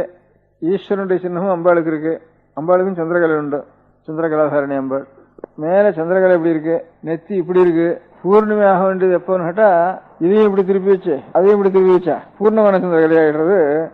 இந்த பாதிய இப்படி ஒன்று தூக்கிட்டு பார்த்துட்டு இருக்கு, இப்படி ஒன்று தூக்கி பார்த்துட்டு இருக்கு. சந்திரகலையும் இதுவும் ரெண்டையும் மாத்திரம் கொஞ்சம் சேர்த்து வச்சு பார்த்துட்டு போனா பூர்ணமான முகம் எப்படி இருக்கும் அந்த மாதிரி பரிபூர்ணமான சந்திரமண்டலம் போல சட்டாத் பிரகாஷ்றது இந்த தலாட்டம்ங்கிறது. தலாட்டம் லாவண்ய திதிவிமலம் ஆபாதி தவய திதீயம் தன்மன்யே முகுடகட்டிதம் சந்திரசகலம். இது ஒரு சந்திரசகலம், இது ஒரு சந்திரசகலம். விபர்யாசன்யாசா விபர்யாசனே இன்னொரு 4 மணி நேரம் வரைக்கும். அதனால எல்லாரும் பார்க்கறது உபன்யாசம் பண்றதெல்லாம் இன்னும் 4-5 நாள் கழிச்சு ஆகட்டும்ட்டு. இன்னைக்கு பூஜை கூட சாயங்கிரமம் பண்ண பூஜை கூட மத்தியானம் ஆயிட்டுது. அதனால எல்லாம் இன்னொரு 4-5 நாள் கழிச்சு எல்லாரும் தரிசனத்துக்கு வருவாள், உபன்யாசத்துக்கு வருவாள். 4-5 நாள் கழிச்சு வரலாம். மத்தியானம் ஆயிட்டுது இன்னைக்கு. எப்படி இருந்தாலும் தாயார் வீடு பெரிய யஜ்யம் நடக்கிறது. எல்லா தேவதைகளும் வரா. நான் போயிட்டு வரேன்னு அம்பாள் புறப்பட்டா. நீ போனா அவனுக்கு ஒரு அவமதி ஏற்படும். அதுல அவனுக்கு பக்தி குறைவா இருக்கு, அதனால போக வேண்டாம்னு இருந்தாலும் பிறந்ததுக்கு நான் போயிட்டு பார்த்துட்டு வரேனே அப்படின்னு அம்பாள் ஈஸ்வரன் இடத்துல. சரி அப்படியானா போயிட்டு வா அப்படின்னா ஈஸ்வரனே அங்க ரொம்ப ஈஸ்வரனை கூப்பிடல. ரெண்டாவது ஈஸ்வரனை நிந்திச்சுண்டு சிசுபாலம் வந்து கிருஷ்ணன் நிந்திச்ச மாதிரி பரமேஸ்வரனை நிந்திச்சுண்டு இத்தர தேவதைகள்லாம் இருந்துன்ற இடத்துல இந்த தட்சங்கிறவர் ஒரு பெரிய ஒரு பிரஜைகளுக்கெல்லாம் பத்தின்னு பேரு உலகத்துல வருஷ பிரஜாபத்தின்னு. அவர் வந்து ஈஸ்வரனை நிந்திச்சதை கேட்டவுடனே சரி நம்முடைய பர்த்தாவை நிந்திக்க முடியாத வார்த்தையை கேட்ட இந்த காது இந்த சரீரம் இனிமே இருக்க வேண்டாம்னு உடனே அக்னியில பிரவேசம் பண்ணிட்டா. உடனே மகாவிஷ்ணு அந்த சக்கரத்தை எடுத்து சக்கராயுதத்தை எடுத்து அதை தாங்கி அப்படியே சுத்தினா அநேக இடங்கள்ல அம்பாளுடைய சரீரமானது போய் விழுந்தது. போய் விழுந்த இடங்கள்லாம் இப்போ பீഠஸ்தானம்னுட்டு 50 பீடங்கள்னு 51 பீடம்னு இப்போ வடக்கு இருக்க முடியாது. அநேக க்ஷேத்திரங்கள் சக்தி பீடங்கள்லாம் அந்த அகாராதிஷகாராந்தம் 50 பீடங்களாக போய் விழுந்ததுன்னு சொல்றது. அதனால அதுக்கப்புறமே அந்த தேஜஸ் பரம சீத்தலமாக இருக்க முடியாது. அக்னியெல்லாம் பிரவேசம் பண்ணினா அதனால உடனே பரமேஸ்வர சங்கல்பத்தினால பகு சீத்தலமாக இருக்க முடியாதுன்னா ஹிமவன்னா பனின்னா உடனே பரமசீத்தலமாக இருக்க முடியாதுன்னா ஹிமவானுடைய புத்திரியாக ஹிமத்கிரியுடைய புத்திரியாக ஆவிர்வவிச்சு, ஹிமத்கிரினா ஒவ்வொரு சமுத்திரத்துக்கு சமுத்திரராஜான்னு நமக்கு கண்ணுக்கு தெரியாம சமுத்திர ராஜா ஒருத்தருக்கு, பூமிக்கு பூமி தேவின்னு ஒருத்தர் இருக்கா, அது அதிஷ்டான தெய்வம். அது வெறும் மண்ணு கல்லுன்னு நினைச்சுட்டு இருக்கோம். அதெல்லாம் மண்ணு கல்லும், மண்ணு கல்லோ காத்தோ தண்ணியோ எல்லாத்துக்கும் ஒரு அறிவு இருக்கு. அதனால அந்த அறிவு இப்ப நம்ம உடம்ப தொடுறோம். இப்ப உடம்ப தொட்டா ஏதோ ஒரு கொசு வந்து உட்காருறது. அது என்ன நினைக்கும், அந்த உடம்ப பார்த்தோம்னா ஏதோ நமக்கு ஆகாரம் கிடைக்கிற ஒரு ரத்த மாம்சம் இருக்கிற இடம்னு அது நினைச்சுட்டு இருக்கோம். இன்னும் ஏதோ வயசுல இருக்க முடியாத புழுக்கள் எத்தனையோ இருக்கு. இவ்வளவு உடம்புக்கும் டென்ஷன் உடம்புக்கும் அறிவுரம் தன்னதுன்னு நினைச்சுட்டு இருக்கிறோம். தன்னிருக்கான்னு அதுக்கு தெரியுமா உள்ள இருக்க நாக்குப்பூச்சிக்கும் புழுவுக்கும். அதெல்லாம் அந்த மாம்சம் ரத்தம் அந்த ஆபாசங்கள் மலம் இதைதான் பார்த்துட்டு இருக்கோம். இதெல்லாம் ஜடமான வஸ்து தான் அதுன்னு நினைச்சுட்டு இருக்கோம். இவ்வளவையும் நான் நினைச்சுட்டு இருக்க முடியாது ஒரு அறிவு ஒன்று இருக்குன்னுட்டு அதுக்கு இந்த நாக்குப்பூச்சிக்கும் உள்ள இருக்க முடியாத புழுவுக்கும் அதுக்கு தெரியாது. அந்த மாதிரி தான் நாமெல்லாம் இருந்துருக்கோம் இந்த பூலோகத்துல.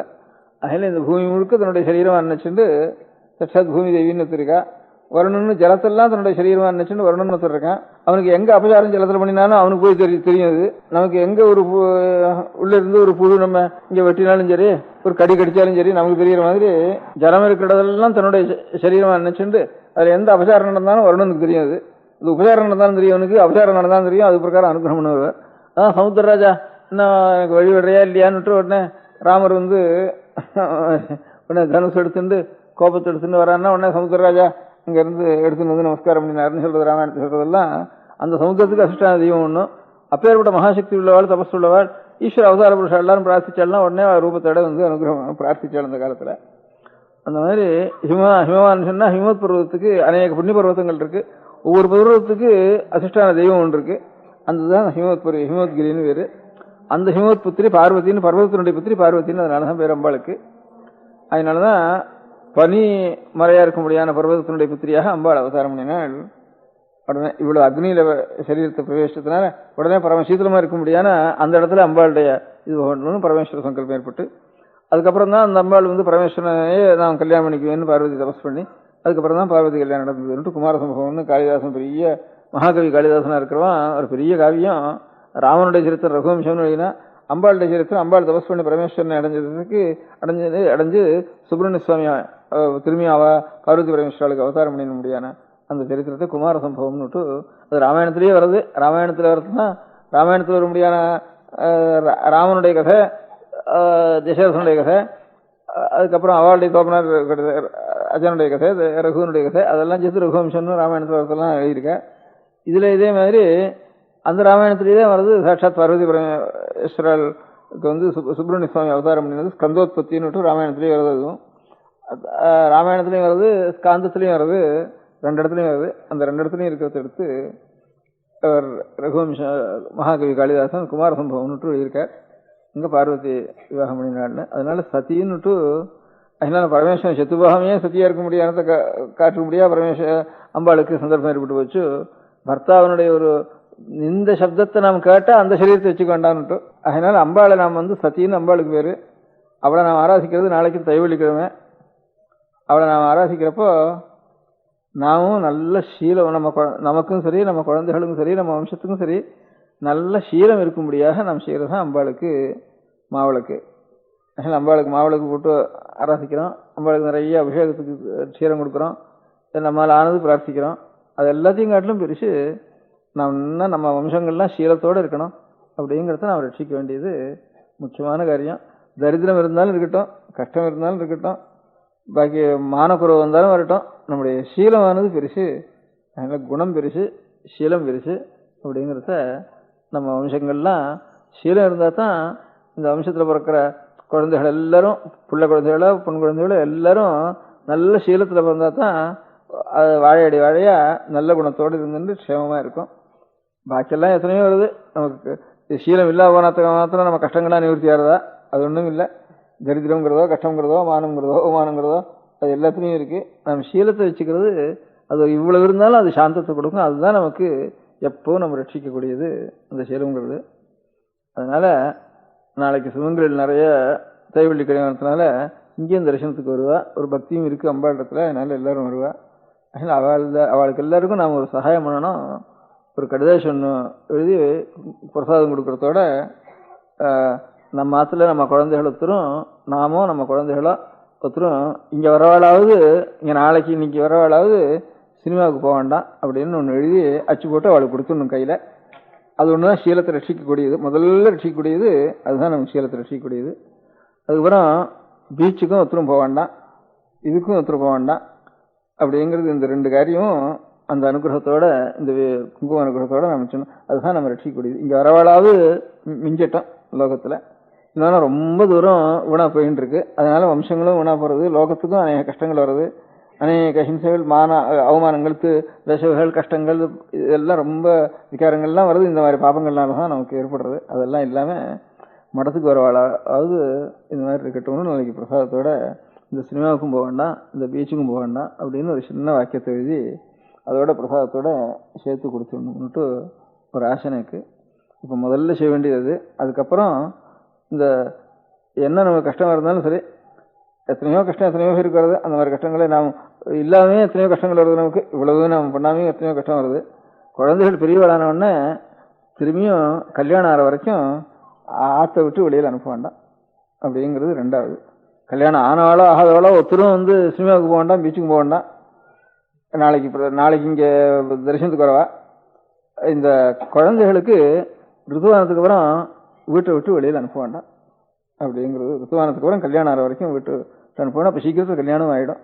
அந்த மாதிரி அதனால் அந்த மாதிரி இந்த 3 வார்த்தையும் எழுதி ஒரு அச்சு போட்டு நாளைக்கு குங்குமம் பிரசாதம் கொடுக்கறதோட சேர்த்து ஒவ்வொருத்தருக்கும் சின்னதாக தனியாக அச்சு போட்டு, இது ப்ரைவேட்டுன்னு மேலே போட்டுறது, பப்ளிக் இல்லைன்னு ப்ரைவேட்டுன்னு போட்டுறது அப்படின்னு போட்டு. ஏன்னா நமக்குள்ள நம்ம சிஷ்யாளுக்கு நாம் செய்கிற காரியம் அது, லோகத்துக்கு ஒன்றும் சம்மந்தம் இல்லை அப்படிங்கிற மாதிரி எழுதி வரவாளுக்கெல்லாம் எல்லாருக்கும் கையில் ஒன்று கொடுத்துடணும்னு அபிப்பிராயம். நம பார்வதி பதையே. ஒரு 30-40 வருஷங்களுக்கு இது 1 ரூபா நோட்டு 5 ரூபா நோட்டு இதெல்லாம் அதிகமாக கிடையாது. 100 ரூபா 1000 ரூபா 100 ரூபா இந்த மாதிரி அதிகமான பணத்துக்கு தான் நோட்டு போட்டு இருந்தா அந்த நாளில். அப்படி இருக்கிறப்போ ஒரு மலை ஒன்று இருந்தது. அந்த மலைக்கு அண்ணண்ட ஒரு இங்கிலீஷ் ராஜ்யம் இருந்தது. அந்த மலைக்கு இன்னண்ட ஒரு பிரெஞ்சு ராஜ்யம் ஒன்று இருந்தது. ரொம்ப நாளைக்கு முந்தி பிரெஞ்சுக்காரர்களுக்கு இன்னும் ஜாஸ்தி இந்த தேசத்துல ராஜ்யங்கள்லாம் இருந்த காலத்துல. அப்போ பிரெஞ்சில் எலெக்ஷன் நடக்கிறது உண்டு. அப்போ அந்த நாளில் பிரிட்டிஷ்ல அவ்வளவு எலெக்ஷன்ல கலகங்கள் அராஜகங்கள்லாம் அதிகமாக கிடையாது. பிரெஞ்சில் தான் எலெக்ஷன்ல ரொம்ப கலகங்கள் அராஜகங்கள் ஜாஸ்தியாக நடந்துட்டு இருந்தது. அப்போ இந்த பிரெஞ்சு எல்லைக்கும் அண்ணண்ட பிரிட்டிஷ் எல்லைக்கும் ஒரு மலை ஒன்று இருந்தது நடுவில். இங்கே ஒரு பெரிய மனுஷன் தான் பிரெஞ்சு எல்லையில். அவன்கிட்ட நிறைய பணம் இருந்தது. அந்த பணத்தெல்லாம் எலெக்ஷன் டயத்தில் அடிக்கிறது, குத்துறது, வெட்டுறது, இருக்கிறது தூக்கிட்டு போய்டுறது, வீட்டெல்லாம் பலாத்காரமாக போடுறது, இப்படிலாம் பிரெஞ்சு ராஜ்யத்தில் பண்ணிட்டு இருந்தான். முள்ள இவன் இருக்கிற பணம் நல்ல பணக்காரனா இருக்கான். இந்த எலெக்ஷன் சமயத்தில் இவன் பணத்தெல்லாம் பிடிங்கிட்டு விட்டு விடலான்னுட்டு ஜனங்கள் கூட்டமா இவன் வீட்டை சுத்துறதுக்கு ஆரம்பிச்சது. அவன் வீட்டு பக்கத்துல கொல்லை பக்கத்துல மலை இருந்தது. இந்த மலையில போய் ஏறி மலை உச்சியை தாண்டிட்டா அங்கப்புறம் பிரிட்டிஷ் போலீஸ்காரா இருக்கா. அங்க ஒன்றும் இந்த எலெக்ஷன்கார இந்த ஊருக்காரா வர முடியாது, பிரெஞ்சு கலகக்காரெல்லாம் வர முடியாது. அவனுக்கு ஒரு 10-20 லட்சம் ரூபா இருந்தது. அவன் என்ன பண்ணினா, இந்த பிரெஞ்சு நோட்டு அதிகமாக இங்கெல்லாம் செலவணியாகாதுன்னுட்டு எல்லாம் நிறைய இரும்பு பொட்டிகளை 30-40 இரும்பு பொட்டிகள் தயார் பண்ணி அதில் தங்க நாணயமாயும் வெள்ளி நாணயமாயும் ரூபாயும் பவுனாயும் அரை பவுனாயும் இப்படிலாம் நிறைய ஒரு 10-15 லட்சம் ரூபாய்க்கு பண்ணி வச்சிருந்தான். இந்த அந்த அந்த இங்க வந்து உபயோகப்படாதுன்னுட்டு எல்லாம் பணமாகவே வச்சுட்டு இருந்தான். அவன் அத்தனை ரூபாயும் மூட்டை கட்டிண்டு முல்ல இந்த மலையினுடைய உச்சிக்கு வந்து இன்னொண்ட வந்து ஒன்று பிரயத்தனம் பண்ணினான். அப்படி பிரயத்தனம் பண்றப்போ அதனால முடியல. இவ்வளவு பாரத்தை தூக்கிண்டு ஏறதுக்கு முடியல மலையில. அதுவும் திருட்டுத்தனமா கிடுகிடுன்னு ரொம்ப வேகமா ஏறவன்றிருக்கு. அவ அந்த எலெக்ஷன் கலாக்காரெல்லாம் கிட்ட வந்துட்டு இருந்தா. அதனால ஏற முடியல. சரியா இப்ப கொஞ்சம் கொஞ்சமா விட்டு சொல்லிட்டு ஏதோ ஒரு 1000 ரூபாயாவது ஒரு 4000 ரூபாவது பவனா வச்சுக்கலாம்னுட்டு அப்படி நினைச்சுட்டு வந்தான். அப்போ அந்த பிரெஞ்சு போலீஸ்காரன் தான், அவன் இங்கிலீஷ் போலீஸ்ல பெரிய அதிகாரி.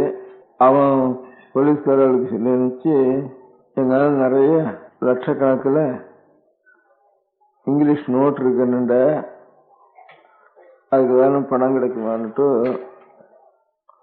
போய் விசாரிச்சுடுவான்னுட்டு சொல்லி நினைச்சேன்.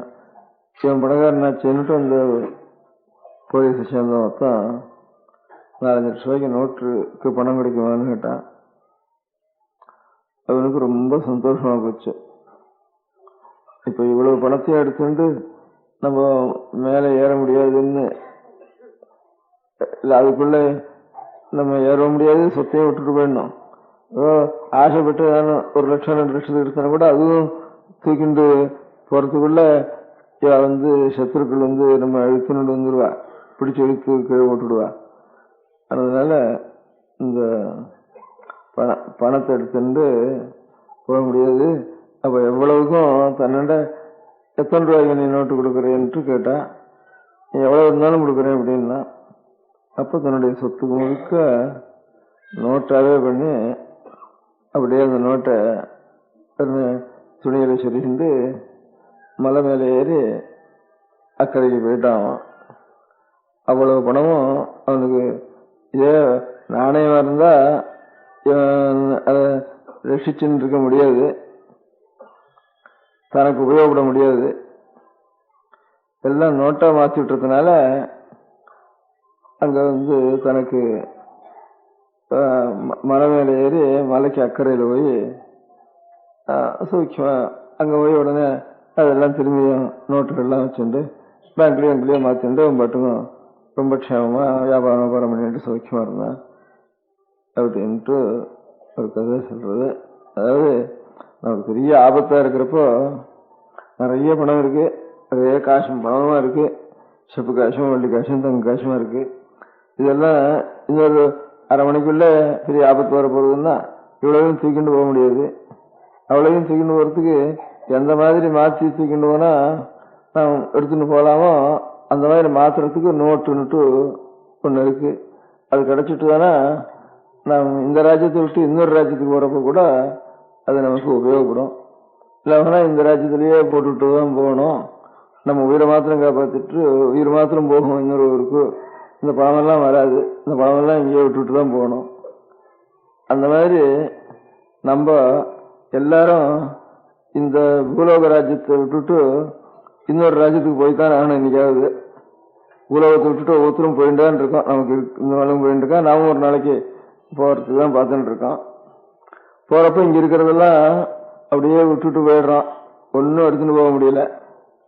அப்படி இல்லாம எல்லாத்தையும் எடுத்துட்டே போக முடியா ஒரு நோட்டா ஒண்ணு மாத்தணும்னுட்டு சாஸ்திரத்துல சொல்லியிருக்கு. அந்த நோட்டு தான் தர்மம்னு பேரு. அதனால இவ்வளவு பணத்தையும் தர்மமா பண்ணி வச்சுட்டா தர்மங்கிறது பின்னோடையே வரும். அதனால எங்க போனாலும் விடாது. நம்ம தர்மம் பண்ணாத பணமா மாத்திரம் வச்சிருந்தோம்னாக்கா பணமும் சுகமும் இங்க இருக்கிற போகமும் சுகமும் இப்படியே பண்ணி வச்சுட்டு இருந்தோம்னாக்கா இது இந்த போகமும் சுகமும் இன்னும் பாவமாக தான் மாறும். பாவத்தை தூக்கின்னு போகணும். அப்போ பாக்கி இருக்கிற பணம் அப்படியே வச்சுடணும். ஏதோ காமமோ சுகமோ போகமோ இதெல்லாம் அனுபவிச்சோம்னா அவ்வளவு பாவ நோட்டா கையில் இருக்கும். அதனால புண்ணிய நோட்டா இருக்காது. பாக்கி பணம் இருந்தானா அது அப்படியே இருக்கும். அது புண்ணிய நோட்டும் இல்லை பாவ நோட்டும் இல்லை, அப்படியே கிடக்கும். அது நாம் எடுத்துன்னு போக முடியாது. அதனால நாம் எப்படி இருந்தாலும் நாம் நிச்சயமா அந்த தேதியில போய் ஆகணும். இதோட தேதியில அப்ப போறப்போ நாம் இருக்கிறதெல்லாம் பணத்தை மாத்திரம் இல்லை, உடல் இருக்க முடியாத, சரீரத்தில் இருக்க முடியாத ஒரு சக்தி, வாயில் இருக்க முடியாத, நாக்கில் இருக்க முடியாத ஒரு சக்தி, எல்லாத்தையும் தர்ம நோட்டா மாற்றிடணும். எத்தனைக்கு எத்தனை நாக்கு பொருத்தியாருக்கு நல்ல உபகாரமான ஒரு வார்த்தையும், அவனுக்கு நல்ல புத்திமதியும், பொருத்தியார் நன்மைப்பட முடியாத ஒரு வார்த்தைகளும், பகவானுடைய ஒரு நாமத்தையும் நாம் சொல்லி சொல்லி சொல்லி வம்பு பேசிட்டு இருந்தோம்னா அதுவும் ஒரு நிமிஷம் அது கடன் நோட்டா மாறும் அதுல இருந்து. அதனால இப்ப நமக்கு இருக்க முடியாத வாய்க்கு இருக்கிற, நாக்குக்கு இருக்கிற சக்தி, உடம்பு இருக்கிற சக்தி, உடம்பு இருக்கிற சக்தினால் எவ்வளவோ உபகாரம் பண்ணலாம், எவ்வளவோ ஸ்திரமான காரியம் செய்யலாம். அதனால உடல் பொருள் ஆவின்னுட்டு வாக்கும் கூட சேரணும். இல்லை மனோவாக்காயம்னுட்டு இவ்வளவையும் நோட்டா மாத்தி கையில வச்சுட்டு போனா, இடுப்புல சொல்லிட்டு போனா, அதனால இந்த உடல் போனா கூட அங்கே போய் ஏதோ ஒன்று போறத இதை விட்டுட்டோம், அது போறதுனுடைய இடுப்புல இவ்வளவு இருக்கும். அப்படியே தர்மமா இருக்கும். தர்மம் தான் எங்க நாம் போனாலும் நம்ம விடாம, தர்மம் மாத்திரம் வர முடியல, அதர்மம் கூட வரும், பாவம் வரும், புண்ணியம் வரும் சேர்ந்து. அதனால பாவம் பண்ணாம இருக்கணும். அது வராம இருக்கிறதுக்கு இருக்கிற பொருள்லாம் பணம் மாத்திரம் இல்லை, பணமோ வாக்கு சக்தியோ சரீர சக்தியோ மனசுக்கு ஒரு சக்தி கொடுத்துருக்கு சுவாமி. இவ்வளவுக்கும் ஒரு சக்தின்னு இருக்கு. அந்த சக்தி முழுக்க நல்லாவே உருவு பண்ணி வச்சுட்டோம்னா அது நல்ல நோட்டா இருந்து பின்னோடய வரும். இல்லைன்னா இங்கேயே கிடக்கும். அப்படியே வச்சிருந்தோம்னா விடா போயிடும். நம்ம எடுத்துன்னு போக முடியாது. அழுதுதான் போவோம். எல்லாத்தையும் விட்டுட்டு போறோம் அழுதுட்டு போவோம். நம்ம ரெண்டு பேரும் நமக்கு ஏதாவது உனக்கு என்னென்ன பிரியம்ப்பா அப்படின்ட்டு ஒருத்தரை கேட்டா, ஒவ்வொருத்தருக்கு எனக்கு இப்போ 4 சாமான் பிரியம், எனக்கு 10 சாமான் பிரியம், எனக்கு 20 சாமான் பிரியம்னுட்டு ஒவ்வொருத்தர் ஒரு பிரியமான சாமான்ல சொல்லுவா. இந்த சாமான்லாம் எத்தனைக்கு எத்தனை சாமான் எனக்கு பிரியமா இருக்கோ அத்தனை அந்த பிரியம் வைக்கிறதுங்கிறது என்ன அர்த்தம்னு கேட்டா, எத்தனை சாமான்ல இவன் பிரியம் வைக்கிறானோ அத்தனை அழுகைக்கு முளை அடிச்சாச்சுன்னு அர்த்தம். ஏன்னா ஒரு பிரியம் சாமான்னா ஒன்னும் அது நமக்கு முந்தி போயிட்டுதே நாம விழுவோம். அதுக்கு முந்தி நாம போயிட்டோம்னா சரி இதெல்லாம் விட்டுட்டு போறோமே நாம விடுவோம். அதனால எப்படி இருந்தாலும் ஒன்னும் அதுவா விடும், இல்லாம நாம விடுவோம். நாம் விட்டு போக வேண்டியமான சந்தர்ப்பம் வரும், அது விட்டு போக முடியாத சந்தர்ப்பம் வரும். இல்லாமனா ரெண்டுக்குள்ள ஒன்றும் 6 முந்திச்சுனாலும் சரி பிரிவு தான். ஒன்று சேர்க்கைங்கிறப்போ ஒரு சேர்க்கணும், நாம் அதோட சேரணும்னுட்டு இது வேணும், நமக்கு வேணும்னு சேர்த்து வைக்கிறோம். அது பிரியம், இது பிரியம்னுட்டு. எனக்கு எத்தனை பிரியம்னா, எனக்கு புஸ்தகம் பிரியம், எனக்கு ஏதோ சங்கீதம் பிரியம், எனக்கு குழந்தைகள் பிரியம், இது எனக்கு சம்சாரத்தில் பிரியம், எனக்கு வீடு பிரியம், ஒரு தோட்டம் பிரியம் அப்படின்னுட்டு, எனக்கு பணம் பிரியம்னுட்டு ஒவ்வொருத்தருக்கும் ஒவ்வொன்றும் பிரியமா இருக்கும். எனக்கு படிப்பு பிரியம் அப்படின்னு இருக்கும். ஏன்னா பிரியம்னு சொன்னா அது என்னைக்கு இருந்தாலும் அதை விட்டுட்டு நாம் போகணும், இல்லை வேணா நம்ம விட்டுட்டு அது போகும். இல்லை அது போகும், இல்லை வேணா நம்ம போகணும்.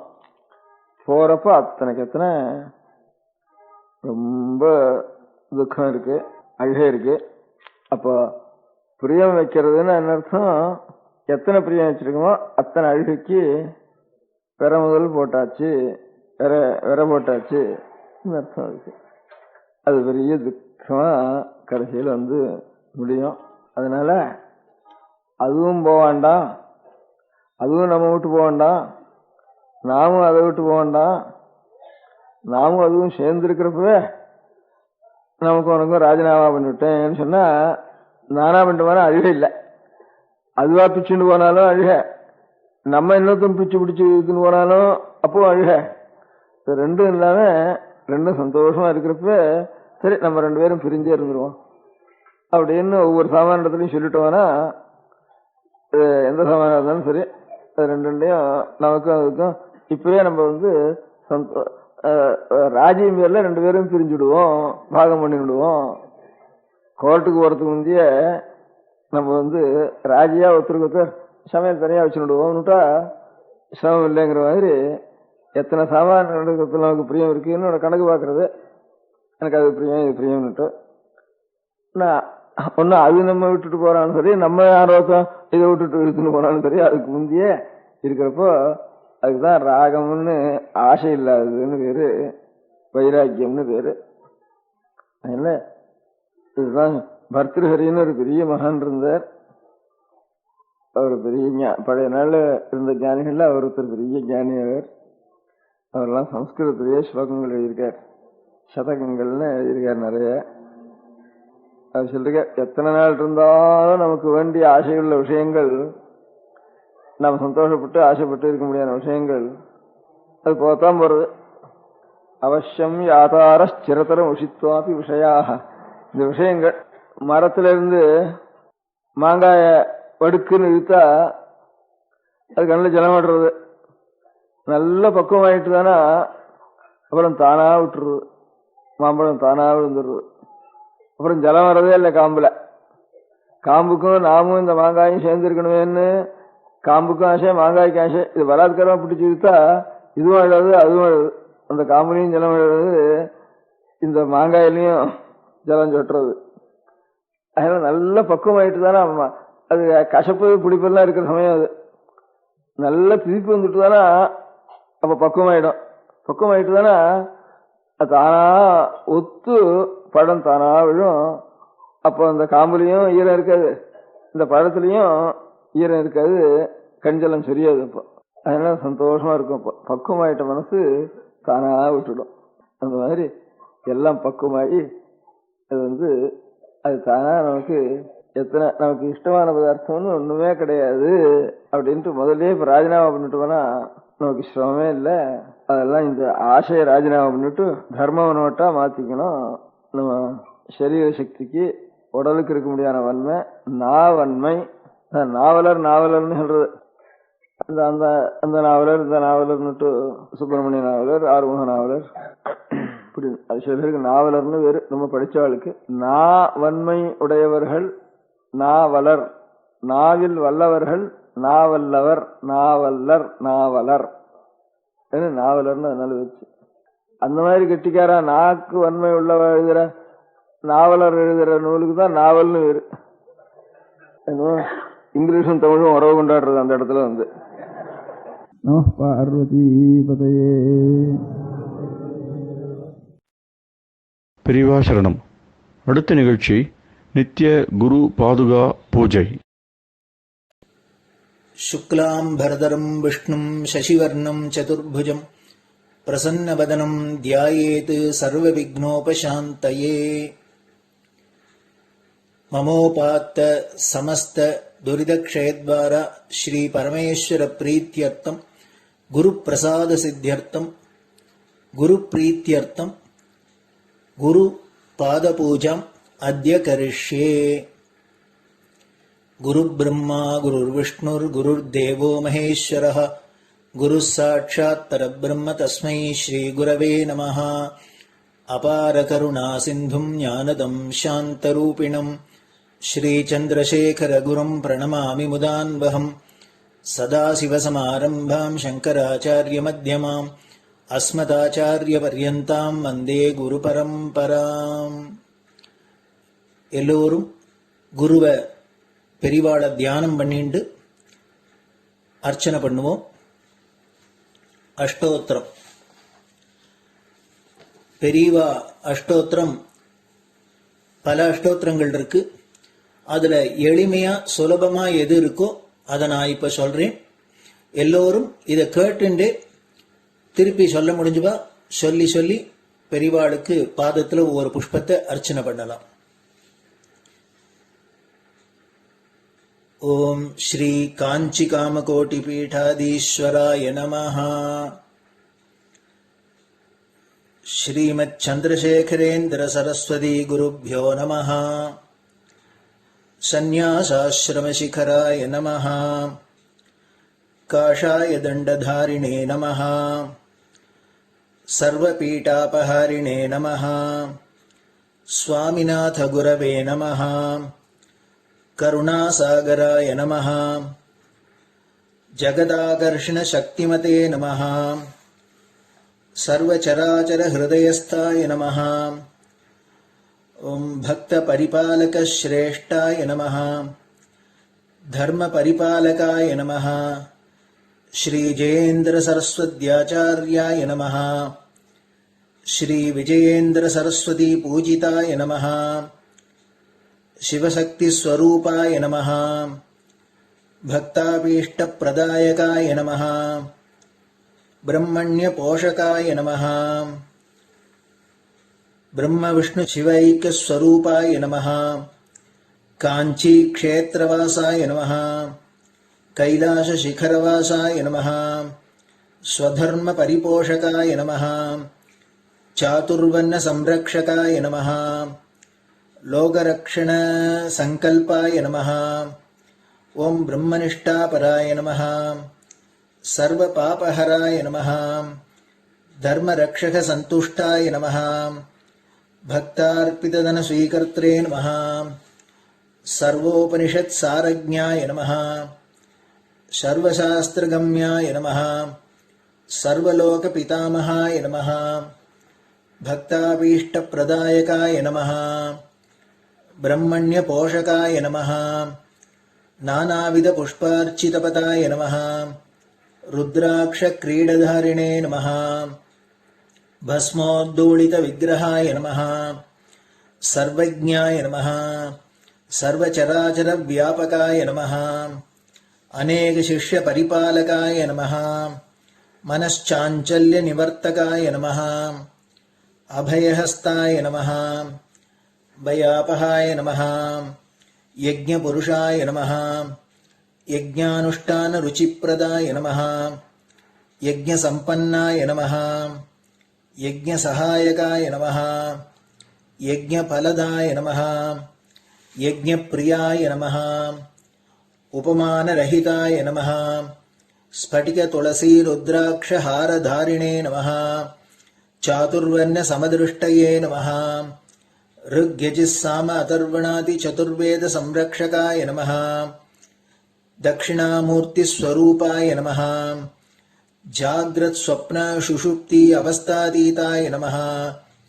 कोटिसूर्यतुल्य तेजोमय शरीराय नमः.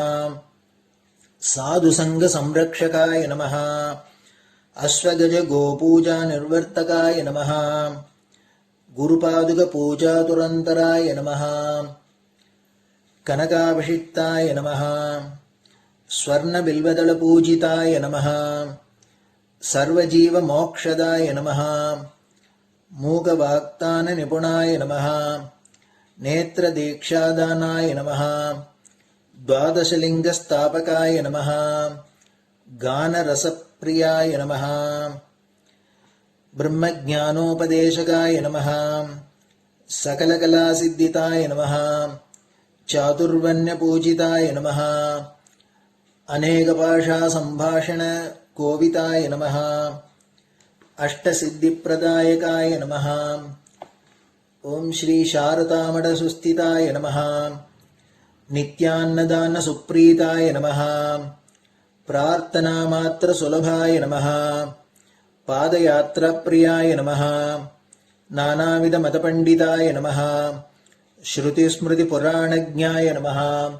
देव यक्ष किन्नर किंपुरुष पूज्याय नमः. श्रवणानंदकरकीर्तये नमः. दर्शनानंदाय नमः. अद्वैतानंदभरिताय नमः.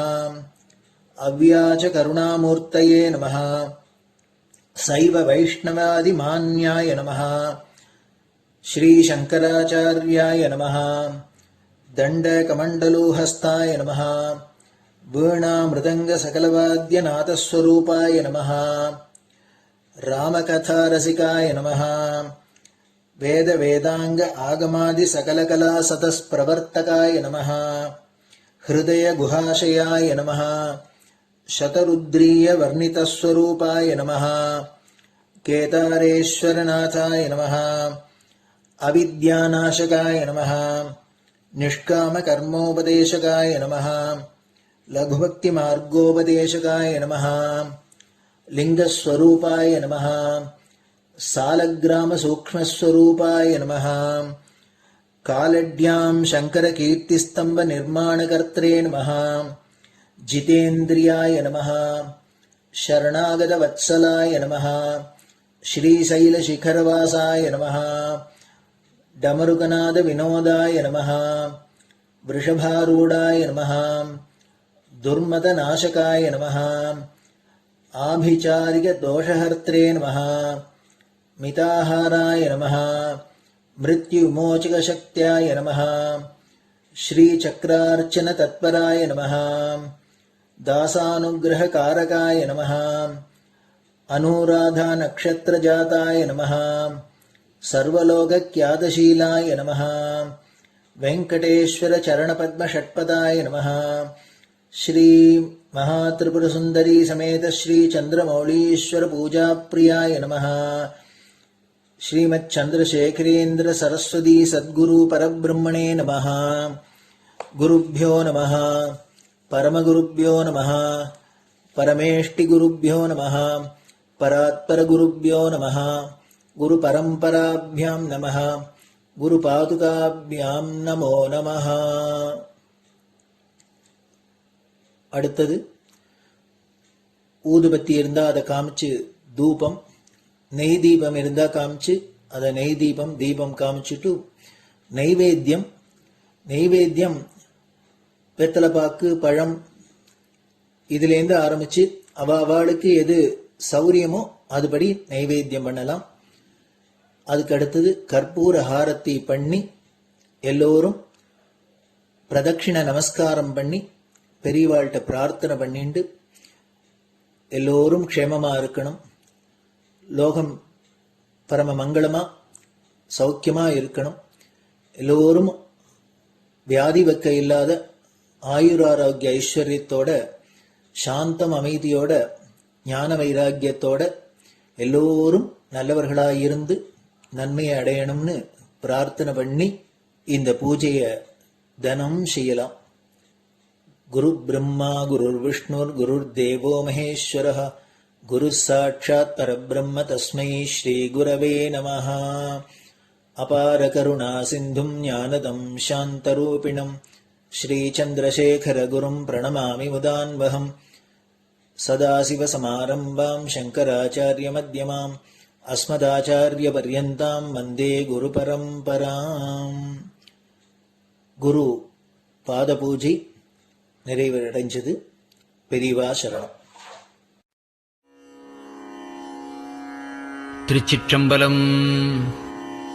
நிலை பெறுமாறு எண்ணுதியேல் நெஞ்சே நீவா, நித்தலும் எம்பிரானுடைய கோயில் புக்கு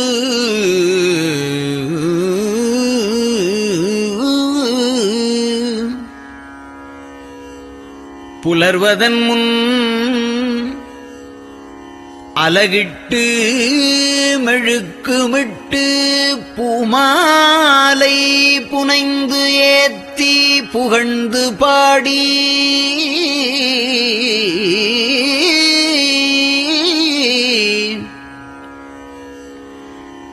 தலையாரக் கும்பிட்டு கூத்தும் ஆடி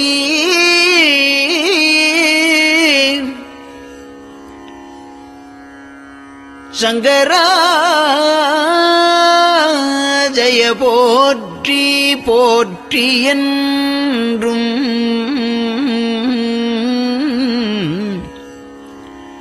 அலைபுனல் சேர் செஞ்சடையம் ஆதி என்றும் ஆரூரா என்றென்றே அலரானில்லே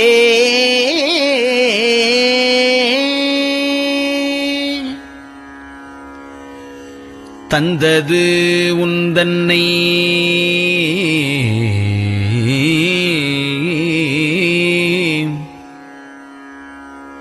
கொண்டது எந்தன்னை சங்கரா ஆர்கோலோ சதுரர் அந்தம் ஒன்றில்லா ஆனந்தம் பெற்றேன் யாது நீ பெற்றது ஒன்று என்பால் சிந்தையே கோயில் கொண்டயம் பெருமான் திருப்பெரும் துறையுரை சிவனே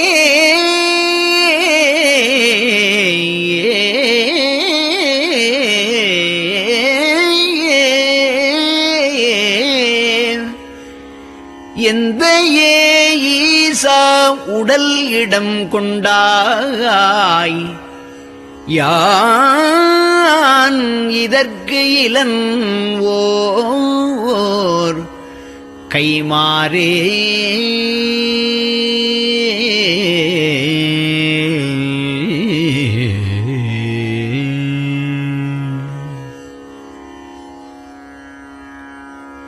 அன்னநடையார் அமுத மொழியார் அவர்கள் பயில் தில்லை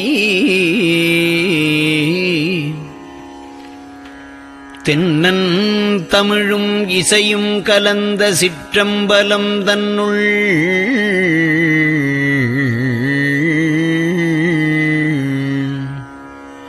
பொன்னும் மணியும் நிறந்த தலத்து புலித்தோல் பியர்க்கிட்டு மின்னின் இடையாள் உமையாள்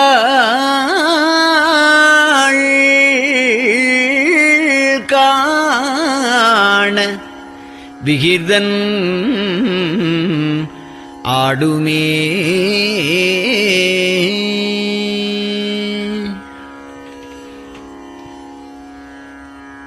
நெட்டையிலா உடல் நீத்து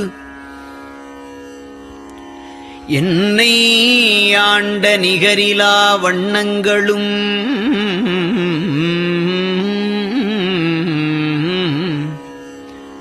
சிட்டன் சிவனடியாரை சீராட்டும் திறங்களுமே சிந்தித்து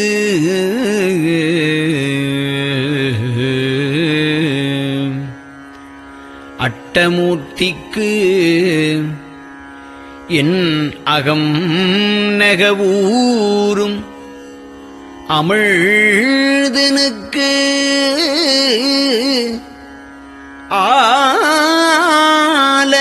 ஆலநீழற்பட்டனுக்கு என்னை தன்பாற்படுத்தானுக்கே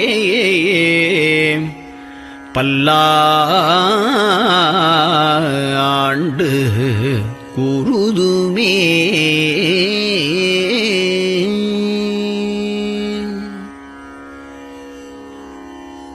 நெஞ்சம்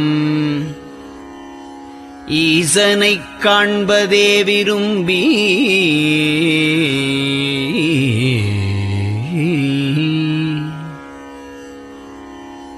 நிரந்தரம் திருவாக்கினில் நிகழ்வது அஞ்செழுத்துமே ஆக ஆளுடைய அம்மை செம்மலர் கைகுவித்து அருளி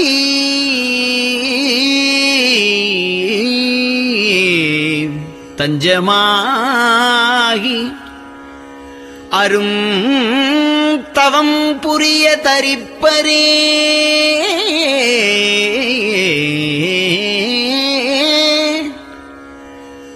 அவள் தனிப்பெரும் கணவர்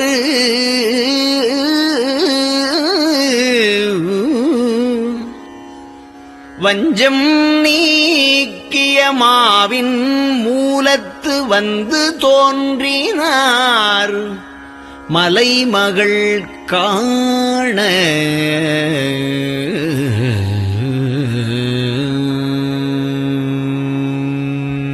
திருச்சிற்றம்பலம்.